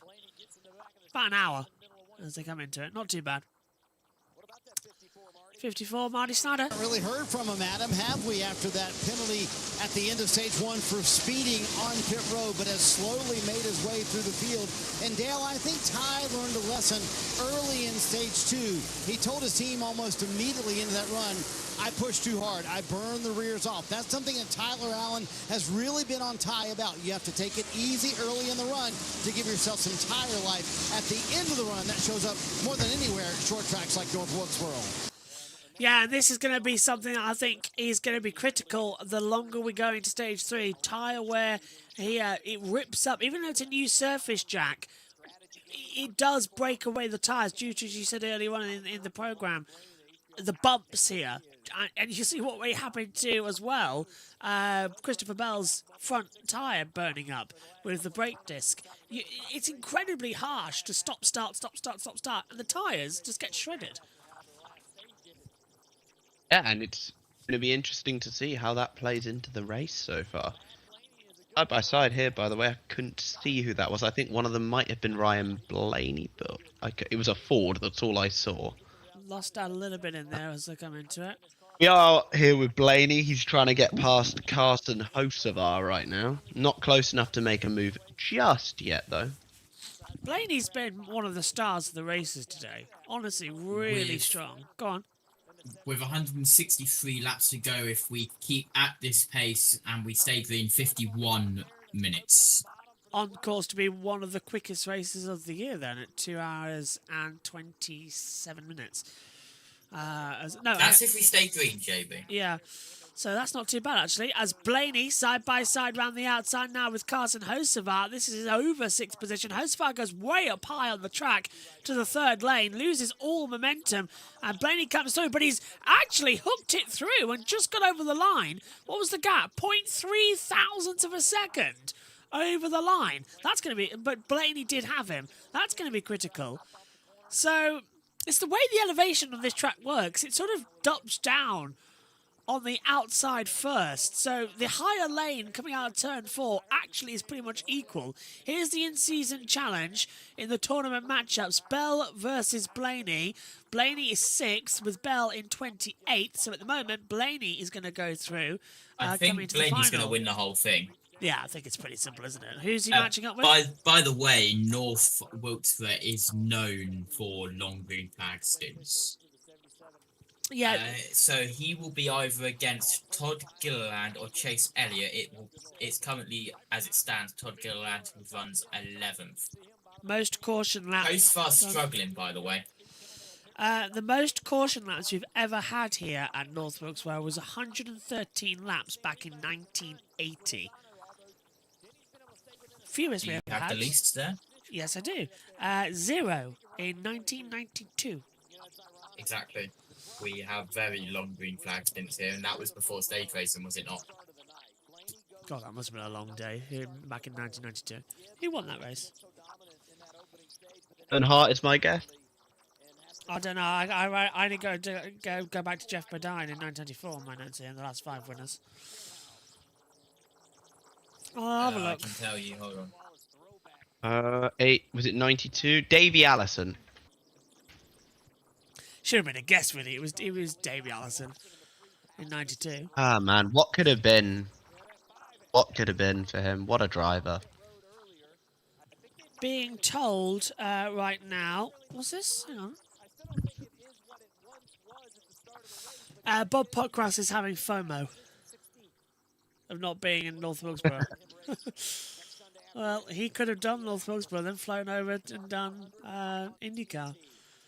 At least we did get some action today with the Indy Next race. It was a classic there as well. Now we all get to focus on IndyCar, which is good actually, because I was worried that no JBM And now we get member would do it. to watch less aerodynamic cars around this track. Yeah. This is looking good right now as we're seeing the 7 under attack from the 34 and the 5's in there too. So this is Kyle Larson currently in 16th position, chasing down as pit road. Was feeling better about the car at the end of the run before those last pit stops, but then the handling started to die off. Cliff Daniels brought him in for that pit stop, 4 tires, fuel, a chassis, and air adjustment. Got to remember that Larson is lapped at the moment. That's what's happening right now. Is Keselowski battling hard with Carson Hocevar, the 77 and the 12. Hocevar in the 77. Wonderful stat actually during the week. I was talking with Tanner Smith from Pit Stop. Was it Pit Box Press on the Grid Network show, Grid Tonight, and he said about how Carson Hocevar, you know, if he didn't have enemies, he wouldn't have any friends either. He's got no respect to the drivers in the paddock, and I think Hocevar's trying to bring that back and try and just sort of make a little bit of a name for himself and develop trust with the drivers, because you know he's always involved in the wrecks, but you know he's got some talent in there. What do you think, Jack? You've always defended Carson. I defend him on the basis that he's definitely a very talented driver. I mean, anybody who wins in a Nice truck is very good. I sometimes think that his driving style can be a little bit too, do we say, aggressive? And he needs to concentrate on getting on with other drivers, because when you're at a super speedway race, people ain't gonna want to push you. He's battling right now with Ty Gibbs. He's a lap down. Yeah. So we'll see how that works. Oh, Gibbs. No, this is for position. Gibbs back into the top 10. As there's a slow Cole Custer on pit road too. This is what happened. So Yeah, there's some contact between Brad Keselowski, who probably doesn't see Carson coming, actually. Hosevastis' car is, quote, not very good right now. Yeah, he's been struggling for quite a while. Oh, look, our next And mention. Chad Finchem's back. He's now 10 laps down with 146 to go. Well, that tells you something, doesn't it? Connor Zillage is 4 laps down. Yeah, how did that happen? Pace, I think. He's just in nowhere tonight. But look at Keselowski, now in 7th, started 19th, running up brilliantly. Week in, week out, he is a consistent point scorer. But he's still not inside the chase at the moment. Chase currently has Hamlin, Reddick, Blaney, Gibbs, Elliott, Larson, Hocevar, Buscher, Briscoe, Suarez, Bell, Byron, Wallace, Van Gisbergen, and Logano. How about that?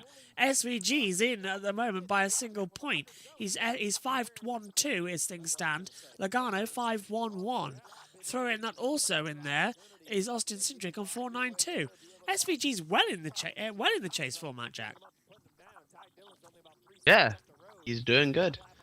Larson trying to get inside the top 10 now, I think. He's just behind Daniel Suarez. Logano, however, is still comfortably leading. Carl Larson is in the 3 cars position, by the way, if a caution was to happen. Which it might not for a long period of time. The only reason we got a caution before was because of a spin. And the pit incident. We've had 5 cautions. I've only got 4. What have I missed? We had the spin, then we had the pit incident, and then we had the 2... I've missed caution 4. We had Nemechek, then we had Berry. I've got the 2 stage cautions and the pit spin. I've got 45 turns into 48 exit at turn 3. That was caution 3. What was caution 4? That was entrance of turn 3 down on pit road. Close enough. So what have I missed? Oh no, 66 has got a penalty. Oh, what a shame. Anyways. It's going to be 10 laps down then. Well, no, he is already 10 laps down. It'll be 11. Anyway, Reddick's also down pit road. Keep an eye on what he's up to. TNT are on ad break. How did I... Oh, yeah. Go on. Worth noting that AJ Allmendinger and Josh Berry and their teams are still sitting in the North Wilkes for infielders. There's no tunnel, so they're trapped and unable to leave until the race is over. I forgot about that. That's why Ricky Stenhouse, when he had his fight with Kyle Busch, he waited at Kyle Busch's hauler because he knew that's where Kyle had to go. Chris Buescher also into pit road for green flag pit stops are underway. With 137 laps to go. Just a quick addition on that front, actually. It does explain a little bit as to... Oh, I had a good point. I've lost it now in my head. I started talking, I lost it. Oh, yeah, that's it. I really feel for Tom Gaymore, who was at Sky HQ since, I think, 9 o'clock at night, and he's waited around for nothing at all. So, yeah. Back to TNT then, as SVG running in 5th place. Let's check in with them, actually. We do our Wendy's race recap. 5 cautions tonight, 43 laps under yellow, 12 lead changes. Ty Gibbs wins that opening stage, gets the speeding penalty. He's rebounded inside the top 10. And Joey Logano has been dominant, winning stage 2, first stage victory of the campaign. He's led 2:09 of 3:15 tonight. And SVG, since we're talking Wendy's, is inside the top 5. He's been awesome as well. I will say, though, as dominant as Joey Logano has been, this run looks a little different. Denny Hamlin has kept him right around 1 second. This is the closest we've seen a second-place car to Logano in quite some time. And the next car that Joey is going to lap is the car that is the last car on the lead lap, Ty Dillon, and he's not going to go by easy. So there's a lot of traffic right here in front of this 22. It's an opportunity for Denny. Denny sees that. He's going to start to push a little hard if he has anything in that car. 22 radio right here. Oh, my car's tightened up for some reason. Got some weird brake stuff going on here. Your brake pedal's sticky. The brake pedal's sticking, so some weird brake pedal stuff going on there to keep on top of that. But the 10 of Ty Dillon has ran hard all night to try to stay on the lead lap, make something out of his night, and he's just not going to lay over for the leaders here unless something like this happens where the 88's creating a little bit of dirty air. But look at the 10. He's going to get this big run. He's going to fight on the outside. Ooh, and Logano really is battling now with that 10 car when he doesn't need to. But he's giving that time back now to Denny Hamlin here, Jack. Hamlin closing him in just 0.8 of a second. And it's when we get to our green flag pit stops, which are coming up, you don't want to be doing this. You don't want to be making silly little mistakes. Still on the attack now. Oh, and now that's Connor Zilic now being lapped for a 5th time today to come through. Well, out of the race officially is Josh Berry and AJ Allmendinger, as JT and Jack told us earlier on. Chad Fincham is now 19 laps down.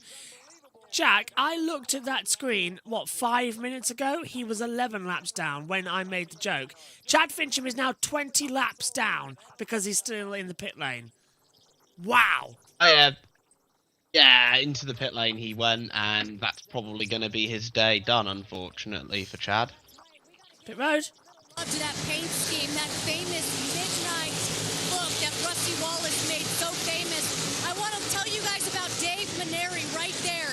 He has been with Team Penske since 1975. Went over the wall for Rusty Wallace back in the 90s when he drove that paint scheme. He actually grew up with Rusty in St. Louis and was part of the very last race here at North Wilkesboro. He told me that when Rusty came to take a look at that awesome paint scheme, he gave Austin Cindric some pointers on how to get around this racetrack. Not a bad mentor right there. That's a nice little one. That's a nice little one to go into it. And Austin Cindric is a very good run. Yeah, side by side now, Suarez around the outside of Saint Smith. That, I believe, is lap traffic. Yes, it is. Saint Smith is 3 laps down, as we have 125 laps to go here in North Wilkesboro. SVG trying to go up the inside of the 51 of Cody Ware. That is also not for position. That is lapped traffic. Logano leads by a second to Hamlin, to Briscoe, to Wallace, to SVG, your top 5.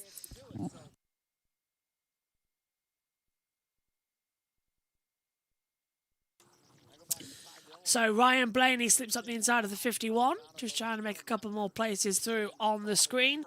What a brilliant race, honestly. So good to see North Wilkesboro back into the action.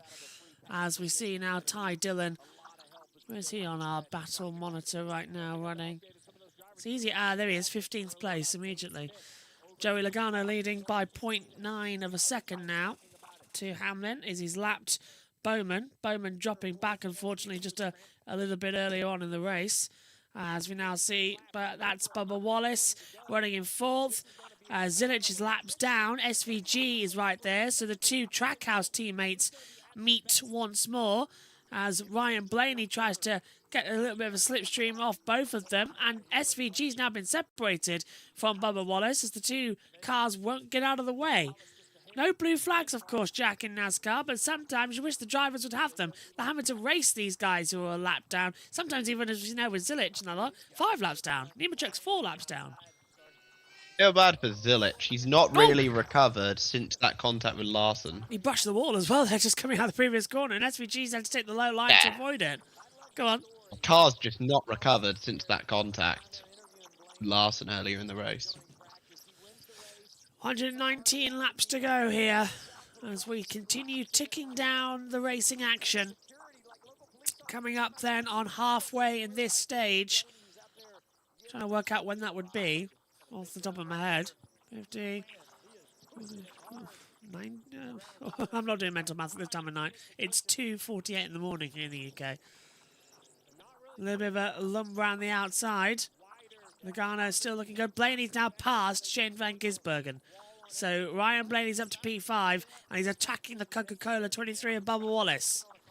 What a race we're having at the moment as we get closer to green flag pit stops coming in the next 10 laps or so. Well, the beauty is we'll have to have another one coming through as well, because so there's another at least 2 stops. They're going to try. They're begging for a caution. Begging. Thorin says it's 8:48 here in Oklahoma. 2:48 over here in the UK. Oof, AM that is, of course. Marty. His radio, Adam, has been must listen tonight, including gems like "We're great on the short, we're absolute garbage on the long run," and then this one happened just a moment ago. It's undrivable. Like I'm telling you, like as soon as we get pit, I have to. It's like something's broke or I'm having a plan. And you can see just how much he's struggling with the handling of the race car. He is outside not only the top 5, now he's 13th for Carson Hocevar. He told Luke Lambert a moment ago, I don't know how we got this bad, but we are just junk right now. Yeah, I don't know how they got that bad either, because now he's dropped back. Hocevar was quite up there early on. Go on, JT. And you can listen to the uncensored audio of that Carson Hocevar radio in full alongside Denny Hamlin and SVG and the officials on the members' BTS feed. Ryan Blaney goes round the outside and clears Bubba Wallace with ease coming out of turn 3. So he now goes into 4th place. Bubba's defending hard from Shane Van Gisbergen in for P6 as this race goes on. Jack, green flag pit stop's coming up soon, and Logano needs to think about it because he's 2 seconds now clear to Hamlin, and he's got everything to lose if the caution comes out. Yeah, Logano's looked very, very strong so far in this race. I think he probably could possibly be a favourite to win this now at this point. I think you're right on the front focus of it all. As the battling continues on, I need to stretch my legs. As it's closing in. Anyone diving into pit lane? No. We're riding with Chase Elliott now. Just finding the right times. I'm saying it now. This is in contention for top 5 of the season races. This has been a constant throw, a constant battle. It's been fantastic fun.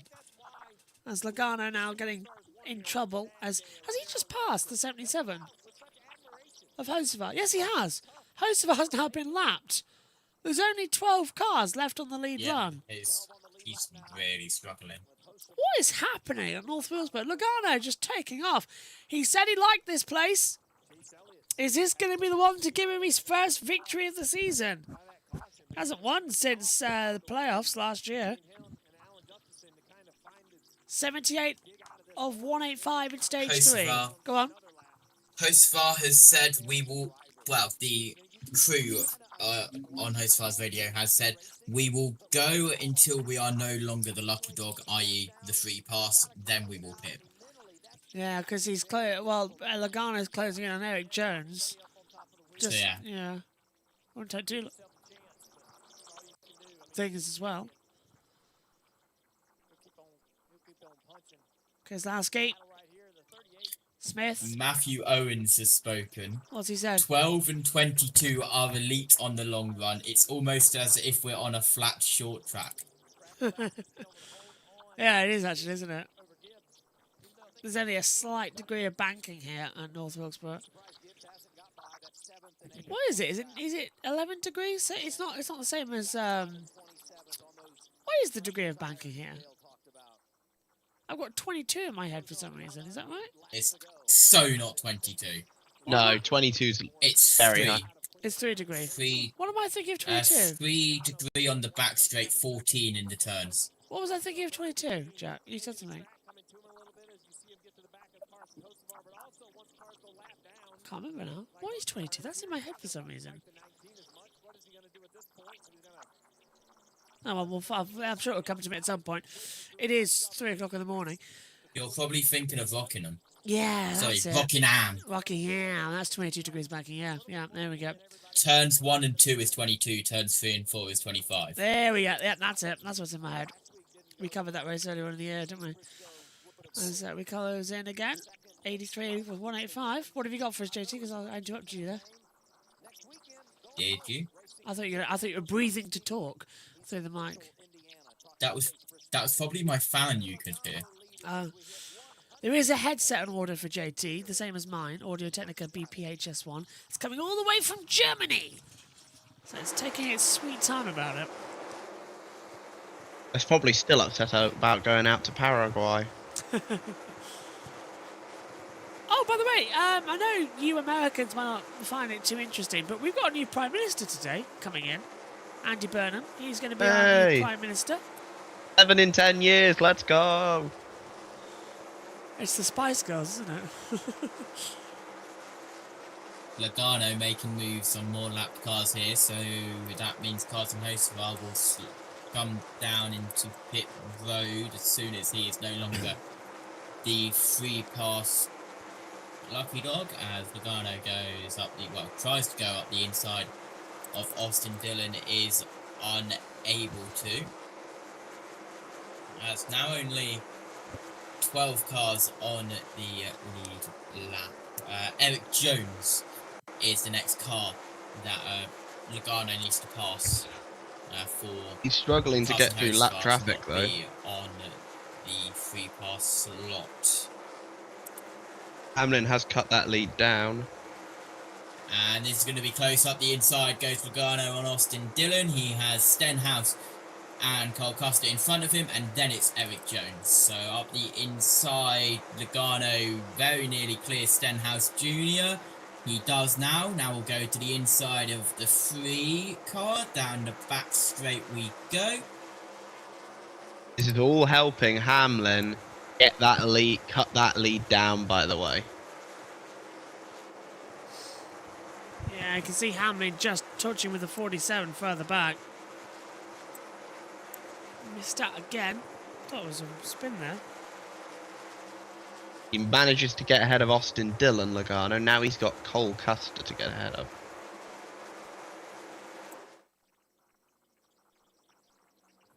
Still side by side, going down the front straight. Can't see, stupid camera angle. Anyway, they're still side by side on the back stretch. Do you want an interesting fact? Go on, sorry, go on, Jack. You finish your phone. Yeah, Elliott, Hamlin trying to get ahead of Elliott. Him to lap him. Got a battle here for 5th position, I think. Yeah. Between Bubba Wallace and Blaney. Sorry, 4th position. Here's an interesting Wallace fact. gets that position. Logano now going to go up the inside of Eric Jones to take that lapped car spot free pass away from Carson Hocevar, which means we expect the 77 to pit in the next couple of laps. JB. Yeah, interesting side note on this one. The last 3 oval races for IndyCar have all been affected by wet weather, but it's been 4 years since the last wet road course and street race back at Indianapolis. Logano still not able to get past the 43 of Eric Jones. He will go to the inside once again, down the back straight in towards 3 and 4. We cut away from it, so we can't see it for now. Yeah, as we head down the back straight. Now back with it. Logano will go up the inside. Denny Hamlin in pit lane. Come into pit road. Let's go to the pit road. The 11 slowly making his way around in front of Shannon Spake, left side of the screen. Here comes Logano. That's perfect for Logano. Logano's now going to have a lap ahead of Hamlin. That's right. As soon as they told him that Denny Hamlin was coming down, the call was for the 22 to come down as well. Denny Hamlin has been losing grip over this run, so they'll work on that. As far as Joey Logano, you guys heard him saying that he was getting tight. They're going to work on that 22 car because he has been the fastest on the long run and over the race throughout this entire evening. All right, they're a lap apart on the right hand. Denny Hamlin As expected, Carson Hocevar comes down as well. Yeah, now Hamlin's rejoined the circuit, has to bump up across. There's no apron to rejoin here, but Logano is a lap ahead. So as he comes out of pit road shortly, Hamlin's put the pedal right down to the metal to see if he can get it. Logano's exiting turn 2. Hamlin's just there. There's Logano getting up to speed. Hamlin already is coming out of him, and they were just close together on the racetrack. Still, they're battling, but Hamlin's now got a lap fresher, hotter tyres compared to Logano, but I think Jack, he's managed to get up to speed. That was very quick work from the Blaney in pit lane too. Yeah, so he's coming in down, Muddy. for Ryan Blaney. Pitting here, we'll see where he cycles out, running in the top 5 pretty much that entire run. Yeah, he was. Yeah, Jack, this is perfect now for Logano and Penske. They've timed that to perfection, but Hamlin's on him like a bat out of hell. It depends who's quicker now. Blaney penalty. Hamlin not afraid to use the bumper, I don't think. Ryan Blaney's got a penalty, I think. We'll get JT to check that as now. Here they come again. Hamlin's closing in on Logano. Speeding. Reddick's got it. Oh, it's speeding, thank you. Speeding for Ryan Blaney down on pit road. JT will have more information shortly as Briscoe comes down pit road. Hamlin now closing. They're passing Ty Gibbs, who gets another lap in. Shane Van Gisbergen's in. Shannon. Small total chase. I think there's some cars that are going to make it to the end, but we are going to pit this time. Let's see how many tires. It's going to be 4 tires and fuel for Chase Briscoe. Came into the pits with the lead, Marty. Danielle, arguably the oval race of the year for Shane Van Gisbergen. Stage points in stage 1 and stage 2. At the end of that run, he said, I feel like I'm cratering. I'm way too free on entry. And Steven, his crew chief, said, hey, everybody else is cratering. Their lap time's falling off at the end of the run as well. But SVG so strong tonight trying to finish off what's been a top 10 effort all night long. And you saw Blaney right there leaving pit road, serving his penalty. That is a huge penalty for the 12. Shannon, the 34 on pit road. Yeah, remember Todd Gilliland, part of the in-season challenge. Guys, he is very happy with his car right now. Said this is the best I've been, just building a little tight for that 34. Now just nerve-wracking while everyone waits to see the 23 of Wallace. Keselowski. JT's got news.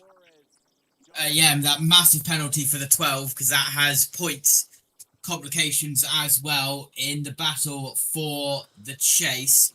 Here is a replay. Oh, he locked up big time going into pit road. Was not able to get it slowed down in time. So it's a section 1 speeding penalty for Ryan Blaney. He came hot into pit road. 6 drivers are the only ones on the lead lap. Wallace, Keselowski, Gibbs, Suarez, and Make Jones. that 5. Yeah, 5 now coming in. So, look, Yeah, this Ryan is Blaney nuts. now 2 laps down in the 22nd position. This race is nuts now coming into it. SVG and Gilliland lost 5 and 7 places on their run during the pit stops. This is what green flag pit stop does to you. Battle now between Logano and Hamlin, and Bubba just ahead of them. Is that Bubba in the lead of the race now? That's Bubba is the leader, yes. And this is them trying to get the lap back. He has not pitted yet, though. 3 wide. Bubba is like a sitting duck. Look at that. Why did they box him? Look at the tyre difference. 100 lap tyres for Bubba Wallace now he's been on, compared to the fresh rubber of just 10 laps for Logano and This Hamlin. is they sinking, it feels like, for Bubba. Hamlin, Logano. Here's a replay. Have a look. Oh, There's just a nudge. that's like Gave him a Now little here comes nudge. Bubba Wallace down to pit road. it's like Formula 1, isn't it? When you run out of boost down the straight, just straight through. Nothing. I don't know if at there all. was contact there, actually. I think Bubba just gets out of the way. Door He's preparing badge. to pit. Shannon. After that disappointing weekend last Sunday in Atlanta, it was all about resetting the metric for Bubba Wallace. He is just racing the racetrack right now. That is what he told his guys. Everything else is good. Top 4 yet to make a pit stop in the cycle and make it the top 3 because Ty Gibbs gives up his spot. He will come down. Gibbs is making a stop at lap 375. Now it's about the numbers game for Gibbs, as now Logano and Denny Hamlin have gotten back on the lead lap. It's not really a huge advantage to maybe win the race. It's just with only 5 or 6 cars on pit road, if Brad Keselowski or Suarez get a yellow, it would be a huge advantage. Ty Gibbs in front of you, Marty. Boy, it just looks like they're crawling coming down pit road. Gibbs said once again, I burned off the right rear too early, too free for him on entry, too tight in the middle for Ty Gibbs as well. Running a little bit long here. I think Daniel Suarez is going to pit this lap as well. He's sitting in second, has not pitted for the final time yet. Denny Hamlin. Thank you very much down there, the team then. So, Keselowski, Suarez, Jones, Logano, Hamlin, Briscoe. Byron's in. Oh, and now in comes Byron, so he's dropping down the order. He was 19th on the metric scale at the moment, so as he comes through. So, it's Larson, the net leader? No, Logano and Hamlin, they just haven't. Yeah, so Logano's still the leader. Logano and Hamlin are the net leaders. They unlapped themselves on track when Wallace was a sitting duck. Free for that 24 group, trying to find a way to that lead lap, but it has not worked so far. That's Byron. He's just had a tough afternoon all round, hasn't he? He can't find any which way back to the top running action right now. Logano just picking off the back now, the 41. Just taking it in his stride of Cole Custer. Hamlin's right behind him. They're going to save tyres as much as they can and then go on the push. This is still close with 70 laps to go as they cross the line. Here comes Keselowski to pit road this time. So now Keselowski... Austin Cindric as well from 10th. So that's our race leader down pit road. And remember, you can see his brake discs glowing down at the front as it comes New leader, into it. Suarez, car 7. Let's go down to pit road. Then as Keselowski comes down in. Some conversation with crew chief Jeremy Bullins on when to come in. And Jeremy said, Brad, the field's starting to get spread out. Let's pit before there's a yellow. Brad said, okay, pitting this time. Here you see a clean stop. The 6 pitting from the lead down and away. So it cycled to get Logano and Hamlin back on the lead lap. And now they're going to go back on point, driving around Suarez. Logano officially the race leader, and he's going to bring Denny Hamlin with him. Inside of 70 to go. And they've passed Suarez on the track, who is on 110 lap old tyres to take it in. So it is... Jones pits from 4th. Joey Logano leading. Denny Hamlin is in second position with 67 laps to go at the end of this one. Suarez pits from 3rd as well. Also confirmed, just quickly, this is the first IndyCar race to be postponed because of rain since the 2018 race at Barber. That was a road course, so it must have been quite heavy rain. I remember that one, actually, yeah. I do remember. Oh my God, I remember that. SVG 4th. I got my iPad on the Friday, and I watched it in my university dorms on the race. I'll tell you about that in a minute. Coming to pit road, they were coming, and then Daniel said, hey, if we can make it all the way, let's try it. So they stayed out a few more laps and lost the lead. 2 free for Suarez here towards the tail end of the race, but it's been a nice top 10 run for them late in the going here at North Wilkesboro. Away goes Suarez, they're coming out. Yeah, side run. It wasn't an iPad. I got my brand new phone that day. And I went into university to do some work on a joint assignment, and I was with my mate Soph, and it was the iPhone 8 Plus I got in red, and she was obsessed with it. She's like, oh wow, I love that phone, and she was due an upgrade, so she got one as well, and I was sat in the middle with Dane to my left and Soph to the right. And I was just watching the race on the Sunday get delayed, so when I went back home, I was ready to watch it with Dad. So I remember that, actually. Jeez. Thanks, JT. That's a nice memory to remember. Eventual winner, from what I can tell, was Joseph Newgarden. And it was a very dominant race when he did it as well. It was a good day. I remember that. Cheers, JT. That's a nice memory. That's Logano's radio. Slower one are the bottom cars. He's having to pick his way through lap traffic. Jeez, how are you supposed to get through that, man? Yes, it was Joseph Newgarden's 3rd win. Oh, and the 33 almost spins out. We're going to oh my God. This is literally picking your way through an eye in the needle. Spotter's basically telling him where to go. That's his spotter you're hearing. And Logano's managed to get through it. At a track where visibility for the spotters isn't that good, he's managed to do it, Jack. That's incredible. Spotter and driver working together. Like watching one of those annoying souped-up Audis on the motorway, weaving through everyone who's going the speed limit, and they're going about 120 miles an hour. And Denny Hamlin. You know who you are, drivers. Denny Hamlin's got stuck up in that, actually, as well. He's just not moving around at all in that little package, so they'll have to go through. Apologies if I talk over. Oh, Chastain gets loose there. That allows Hamlin to go up the inside. Yeah, apologies if I spoke over scanner radio there. I have, like, 4 channels in my ears. You didn't. So, You're fine. Anyway. Shannon! I spoke with Coleman Presley earlier today. I asked him about his job at this racetrack and how hard it was, and he kind of downplayed it, you guys, but he has been on the radio this entire race, working his driver through that lap traffic, and most recently, he was telling Joey Logano, remember, the 11 got tight as the last run, I should say, went on, so not only looking ahead, but looking behind. And Dale, how does that help a driver, knowing that the car condition of the guy that's hunting you down may change and get worse as that run goes on? Yeah, I mean, you just listening to Coleman Presley a moment ago, just telling the lap times of the two cars. And that's really, really helpful because we don't know how hard the 22 is pushing. He may be running a pace that he's trying to save a little bit of tire on the back end. So the spotter's going to give you the lap time of the second place car. You're going to know whether you can push harder or you can give up a little bit of time and save a little tire. Last win for Joey Logano came last year in Texas in May. It's been over a year, 14 months since he was last a winner. That is insane. It's been 45 races since he was a winner. That's an entire season, effectively, Jack, coming into it. He's really been bad as into the pits comes to the Austin fifth Hill race. just coming down pit road there as well. Yeah, it's been a while for Logano. It would be nice for him to be back in victory lane again, though, soon. Oh, Blaney. As Blaney starts weaving through. I'm told by someone who listens to his radio that he is very quiet on the radio at the moment. He's had 6 wins. I'm assuming not very happy about that penalty. No.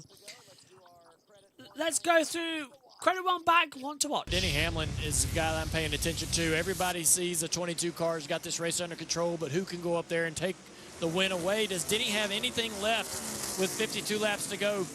Can he outsmart this 22 car, improve his ability to get through lap traffic, and somehow close the gap to put the pressure on? Well, a lot of focus on the front two, but how about Chase Briscoe in third? He left pit road nearly 6 seconds back. He's driven it down now to under 4 seconds. He's never won at a short track. Maybe he can get Logano and Hamlin to do some beating and banging, make up this last little gap, and be there in the next 50 laps. So if you leave him for me, you know I'm going to take him. I mean, we look foolish if someone didn't take Logano, right? Joey's been incredible tonight. 273 laps out front, started just outside the top 10, but he was one of the early movers. He served notice. He came to play good in practice yesterday. We talk about the winless streak, his strength on short tracks, and here he is tonight. Well, he's won 6 times on short tracks. Charged with 49 remaining. I'm waiting to see now if this 11 of Denny Hamlin is better now that they've moved off the bottom. They've moved off a little bit because of lap traffic, but will that 11 be able to carry that momentum? The 33 on newer tires. He just left pit road. That's who we're on board with right here, Austin Hill. Denny's had to change something, right? He's had to do something different, right? He says he can't run the 22 down doing what he's been doing over the last several laps. And this 11 car now at the top of the racetrack, he's not been running up there all night long. Is that going to start to produce some lap time? Got to get this one right, haven't you, as well, boys? You just got to hit the part of the track right. Got to hit the cars right out there as our pictures break up a little bit, so I'll refresh them coming through. But Logano leading by 0.6 of a second. Hamlin's looking to take this away now, isn't he? That's going to be the big disappointment if he does manage it. Trying to work out now how many. Denny Hamlin has got. Ooh, he's got 15 short track wins, Denny Hamlin, compared to the 6 of Joey Logano. That's an interesting little factor to bring into it as well on our stat notes that NASCAR providers. 227 pages of notes they give us per week. It is absolutely amazing. 45 laps to go here at the Window Ward 450. Logano leading. Shannon. Yeah, and continuing to tell Joey Logano what happened to the 11 on that last run. He just said this is where the 11 started to slip in that last long run. So let's watch to see if the 11 falls back or continues to move forward. Man, that's motivation at its best. Here's There's Coleman Presley, right side of your screen.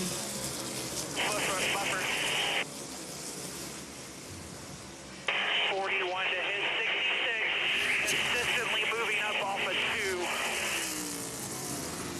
You know what I love about these two students of the game, and they're great friends, right? I mean, you talk about how good Coleman is. Coleman was Joey's best man, right? I mean, these two are connected at the hip and executing in this race late. Well, let's talk about it. So you see all the radios plugged in. He's talking, he's working. But look down here on the fence line. The spotters have these plugged in. Basically, they have SMT that we talk about all the time. If they want to see what driver's doing this, he has timing and scoring. That's where he's reading that information. So he's not only clearing traffic, not only communicating to the other spotters around him. You see him continue to look down, check the lap time. Now, Joey can have lap times on his dash, but he doesn't know what Hamlin's doing behind him.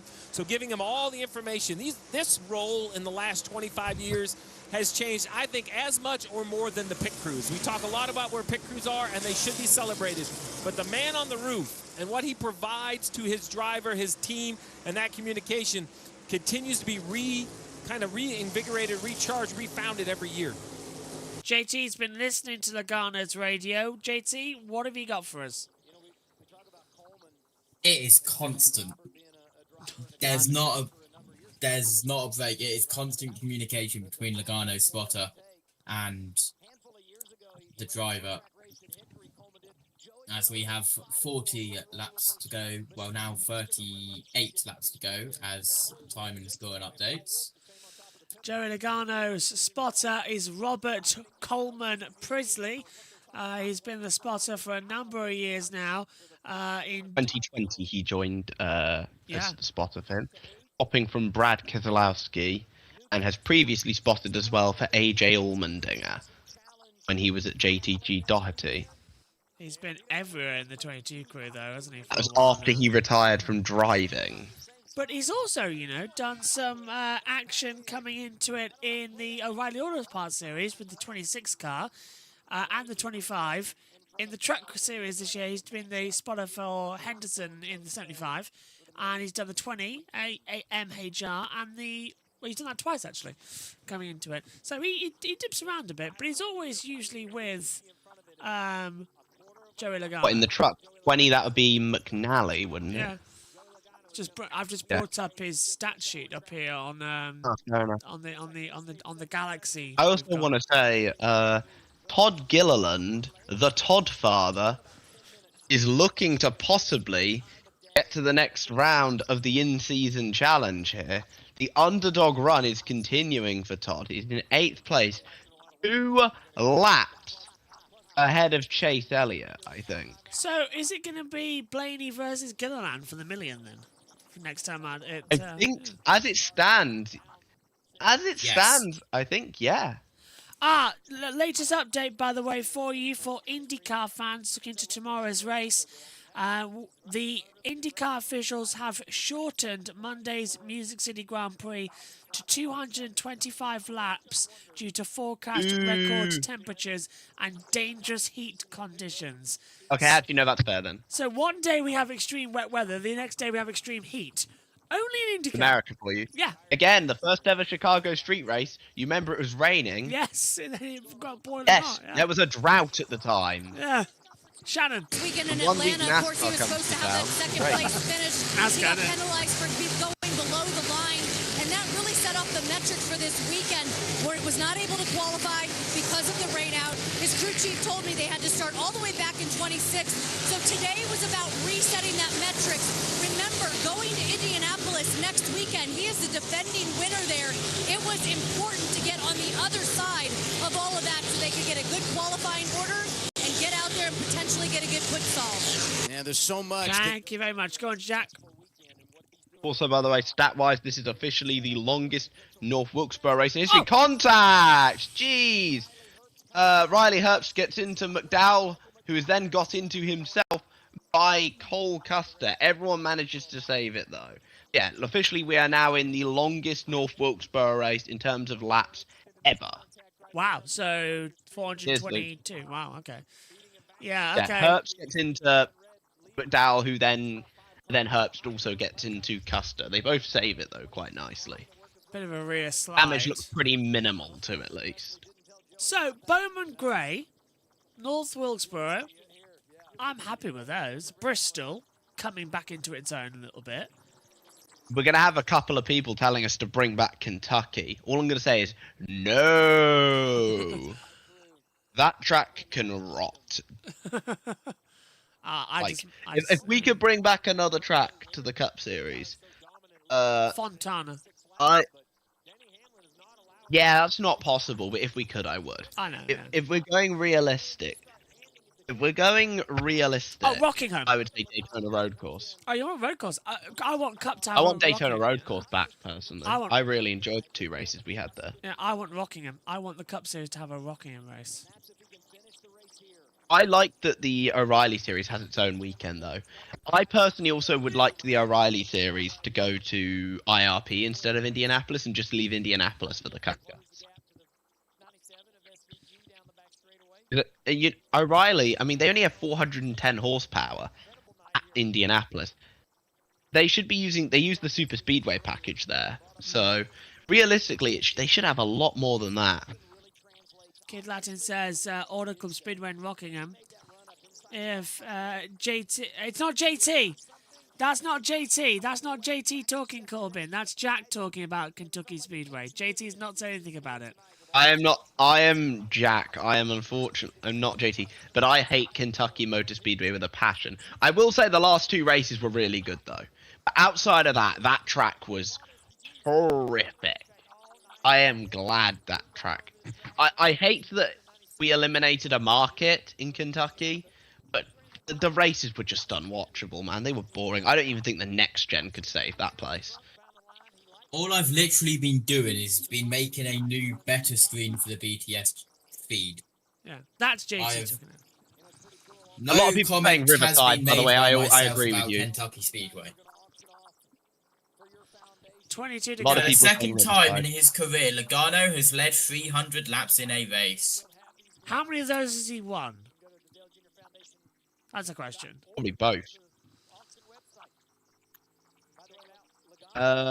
Here's the new upgraded screen for channel members, by the way. Where is it? There you go. Oh, wow. Yeah, that's cool. By the way, so a lot of people are saying Riverside in the chat. I would love to bring Riverside back. That's not ever happening because the track, literally, there's nothing left of it. But I would love to bring Riverside back. I think that was a fantastic track and a massive, massive loss. Is it better like It's one of only, by the way, it is, as far as I'm aware, one of only 2 Formula 1 purpose-built tracks that Formula 1 raced at where there's nothing left of it. What was? No sign it was there at all. What was? The other was, I'm trying to pronounce this. Japaragua? I don't know how to pronounce it. The one that got demolished for the Olympics that we went to instead of Interlagos. Oh, Which also was terrible, just by call the it way. Rio. Yeah. Rio, yeah. Which also, by the way, was terrible. Jacama, I think is the name on those lines. 18 to go. Yeah. Will Bubba get lapped is the question. Possibly. Yeah, possibly, I would say. I don't know. Look, Hosevar's 2 laps down. Elliott's 3 laps down. Race is on pace to be under 3 hours, by the way. Yeah. This is an incredible run from Joey Logano. There's only top 6 on the lead lap. I am flabbergasted by what we're seeing. This is brilliant. You don't see that very often. Logano and Hamlin are putting on one hell of a show here. Welcome back, North Wilkesboro Speedway. And one of the guys who is not a lap down, Shane Van Gisbergen. Now, isn't that a surprise and a half? But Bubba might get lapped here. He's getting a little bit of a... He's slowing down. Is that Bubba? Herbst is Yeah. not helping Logano here at all, by the way. Bubba is 18. Bubba's a second up. There he is, just there. So Bubba's in the middle of lap traffic himself. And Logano's going to have to hit that traffic to go through. So he might just... With 15 to go, Bubba might just stay safe. SVG's going to be not lapped at a speedway. Wow. Look out for Hamlin. He's gaining on Logano a lot here.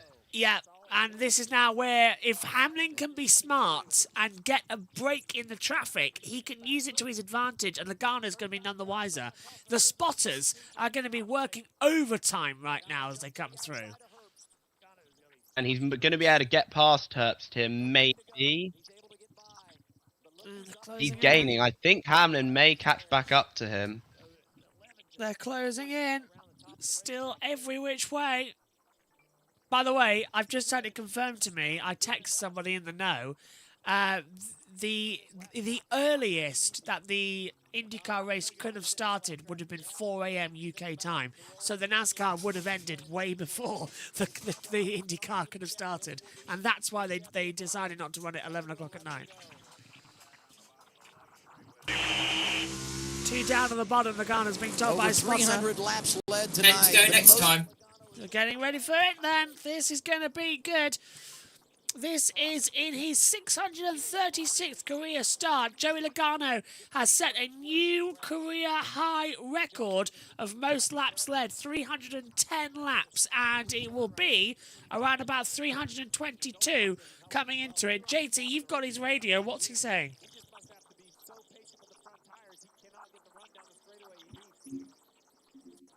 They are saying hold the bottom, and that will help with the exit. The reason that there was a pause was because I was listening to it live. Yeah, that's fine. With 5 laps to go, we'll come up to the commentary box. And Coleman Presley himself was obviously a race car driver himself. He would know. We're just going to stay on this screen until 5 to go. Then we'll come up to the comment box because this is the best one to give you track position and to understand where everybody is going on the inside then. As Logano, by 0.5 of a second to Denny Hamlin to come into it. Ryan Blaney told Joey Logano's behind him and wants the bottom lane, so he's jumped out the way. And now the two Penske's can work together because Ryan Blaney has been lapped once more, but he can block Denny Hamlin and allow Joey Logano to run up the field. It's 7 to go. And as Joey Logano and the 22 team start to believe that this might just be possible in 2026, to win and keep themselves in the chase, ready for a battle at the end of the season. Jack, this is going to be very close if he can do so, but he's got his teammate behind him blocking Hamlin. Yeah, I don't see how Logano loses this race right now, unless we get, like, a late caution. That's the only way I would suspect it to actually happen. Logano has been one easily for me the fastest car all race. Hamlin's been the only one close to him. It's been great to see Logano finally stay up once again, because this is a site that I feel like we've been missing. And again, Logano has not had a winless season since 2011, I'm pretty sure. Last win was Texas in May the 4th last year. That was his last one at Texas Motor Speedway. He's keeping Hamlin behind him. Blaney, I think... Yeah, Blaney's let Hamlin go through, so he can't defend him anymore. So with 3 to go, Hamlin's got a clean line-ish, but Logano's lapping the field nicely here, JT. It looks like Logano's on for a victory. Yeah, absolutely, by 8/10 of a second. And this is where I do the magic and mute everyone except Logano, as we will go across the line. 2 laps to go here at Norfolk for the white flag next time. Joey Logano on course for his first win in over a year. Denny Hamlin is right behind him, trying to bring in a 16th win on a short track. Logano is looking for his 7th. White flag in the air, sponsored by Credit One Bank. And it is Joey Logano at the front of the field. It's been a miserable season. He's been 20 races without a victory in 2026. It's been 45 since he last took the checkered flag. He can rejoice again. Joey Logano is back to winning ways and wins the first points race in 30 years at North Wilkesboro with a truly 30 races, dominating, not 30 years. promising, brilliant stuff. Absolutely fantastic. Wow! Job.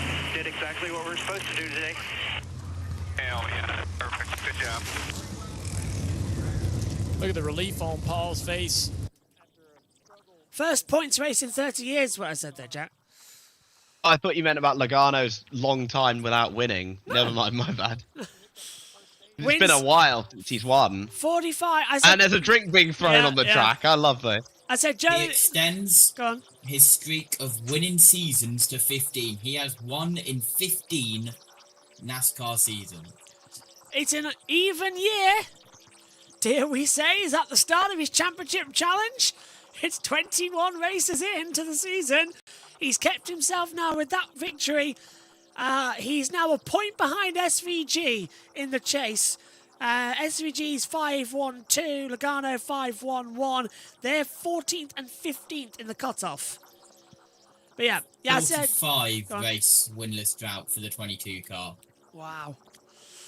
As I said, I said it was. It's 45 races since Logano last won at Texas, but he wins the first points-paying race at North Wilkesboro in 30 years. That is going to mean a lot to him as he burns up the new asphalt as the fireworks go off. Love him or hate him, NASCAR fans, you have to say it's good to see Logano win a race after having such a long drought. Right, we'll get the closing thoughts of the team shortly. For now, let's send it down to TNT for the post-race, as Joey's son tries to get in the car with him.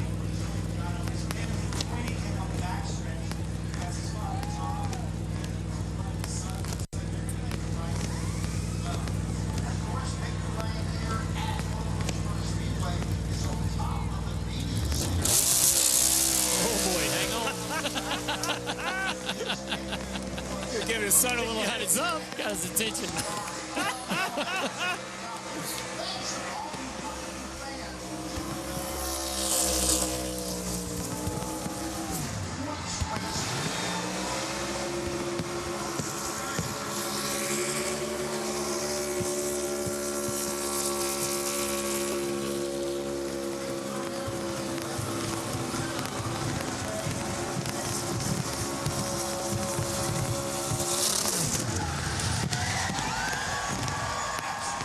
First time I've ever seen it burn out the entire lap after the race. Pretty impressive. Tell you what else is impressive. That's his 36 win driving a Ford, passing Mark Martin for third in that category.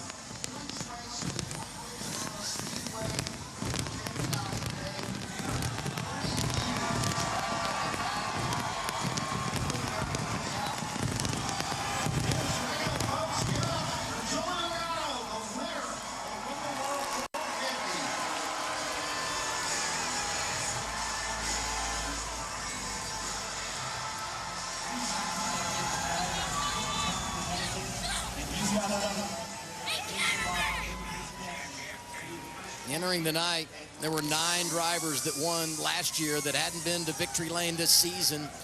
Joey Logano makes it 8. Here's Shannon Spake. Congratulations, Joey Logano. Oh my goodness, you've done so many cool things in your career. How does a dominant win at North Wilkesboro, the first points race in 30 years, sound to you? That sounds great. A win anywhere at this point would have sounded great, but coming here to North Wilkesboro is awesome. I picked up a passenger on the backstretch. We had some fun together, but what a great car. Paul Wolf, what a great car he put together for us today, and just was able to execute a smooth race. Everyone on pit road did a good job. Engine at Roush Yates was good, and I guess it just feels good to get back in victory lane. It's been a tough Chase year, Briscoe so getting a show Penzo Mustang, doing some big smoky donuts around this place felt really good. Joey, you've led over 300 laps in the All-Star events here, more than 300 laps tonight. How do you explain the magic that happens when you get in this 22 car here at this track? I just think it's something that clicks for us. You know, Paul put together a good car, and I feel like I know exactly what I need to go fast around this place, and he's able to give it to me. So that's, you know, I knew coming this weekend, I said we got to capitalize on the points. You know, a win was great, but we really need the points, and so really capitalize on those tonight.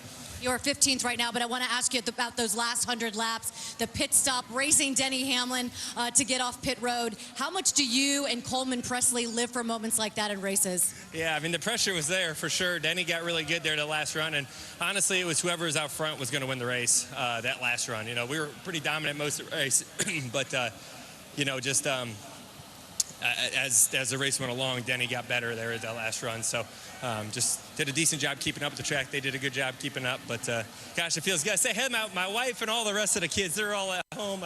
I wish you guys were here to celebrate, but Dad's gonna be home a little late.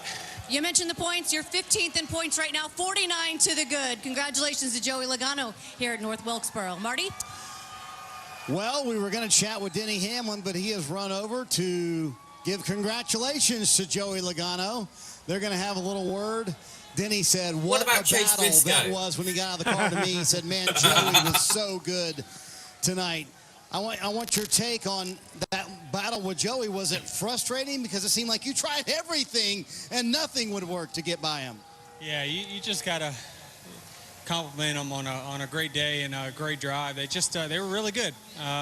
There was a lot of times where I felt like my car was, kind of close where it needed to be and just a smidge off, and so it was a great battle. We at least could keep him honest there, but he had a lot of speed and never really gave up on the short run or long run. So great job by our whole Progressive team to keep us in the ball game. But yeah, we'll have to regroup. Was that just respect to go give him a dap up there to say, hey, great night? Well, it's wildly impressive. I thought it was a really impressive drive from him, and maneuvered through traffic really well, and did everything that we know Joey to do. So, really feel great about our day, though. Such a big turnaround from what we were here last year, and this Toyota just was one spot short. His first words, though, when he got out of the car, Adam, were, man, that was a tough race. Just so hot inside the car for these drivers tonight. Yeah, 40. Yeah, thanks, guys, out there. Right, let's get our final thoughts on the team. Jack, what did you make of that one? I think they're forgetting Chase Briscoe. They are indeed. Well, if we get him, we'll play him. Jack, what did you make of that one? North Wilkesboro is back, boy. Let's go. Great race. In-season challenge final. Todd Gilliland versus Ryan Blaney. It is Ford versus Ford. Also, I think this is the first time all season that Ford have won consecutive races. Can't remember the last time. Also, 2 hours 53:26 inside 3 hours. Not bad for a NASCAR race. No, not bad at all. Cheers, Jack, for your company tonight, mate. JT, what have you got for us? Yeah, good race. It might be a good idea if I unmute my mic on the BTS feed. Anyway, quick points rundown. Denny Hamlin, 842 points. Tyler Reddick, 774 points. 68 points behind. Ryan Blaney is 87 behind. Ty Gibbs is 134 behind. Chase Elliott rounds out the top 5. 208 behind. Kyle Larson, 226 behind. Carson Hocevar is 244 behind the leader in 7th in the 77 car. Nice. Chase Briscoe is 8th, 255 behind leader, 257 behind leader. Busher rounds out the top 10. Bell, 268 points behind leader. Suarez, 284 behind. Byron, 12, 296 behind. 311 behind. Bubba Wallace, 326 behind. Shane Van Gisbergen with a good day. It moves up to 14th. Joe Logano with the win, 331 points behind, now comfortably in to the chase in 15th. And on the cut line, Austin Cindric, 347 points behind. And that cut line, by the way, Eric Jones, 17th, 380 points behind. That was a good race for the first NASCAR Cup Series points paying race here at North Wilkesboro in 30 years, and it's Joey Logano, who would have thought after a 45 race win drought, who will ride the elevator here at North Wilkesboro. Good race, cannot wait for the return of the Brickyard next week. It's going to be a lot of fun as we head back to Indianapolis. That's next up. My thanks to JT, my thanks to Jack, and to all of you at home. We'll see you tomorrow night for all of the action as we will go green for IndyCar and their race at Nashville at 8 p.m. UK time, 3 p.m. Eastern and 2 p.m. Central. Join us then here on JB Motorsports. But from North Wilkesboro, it's Joey Logano, victorious for the first time in 2026. Good night to you all.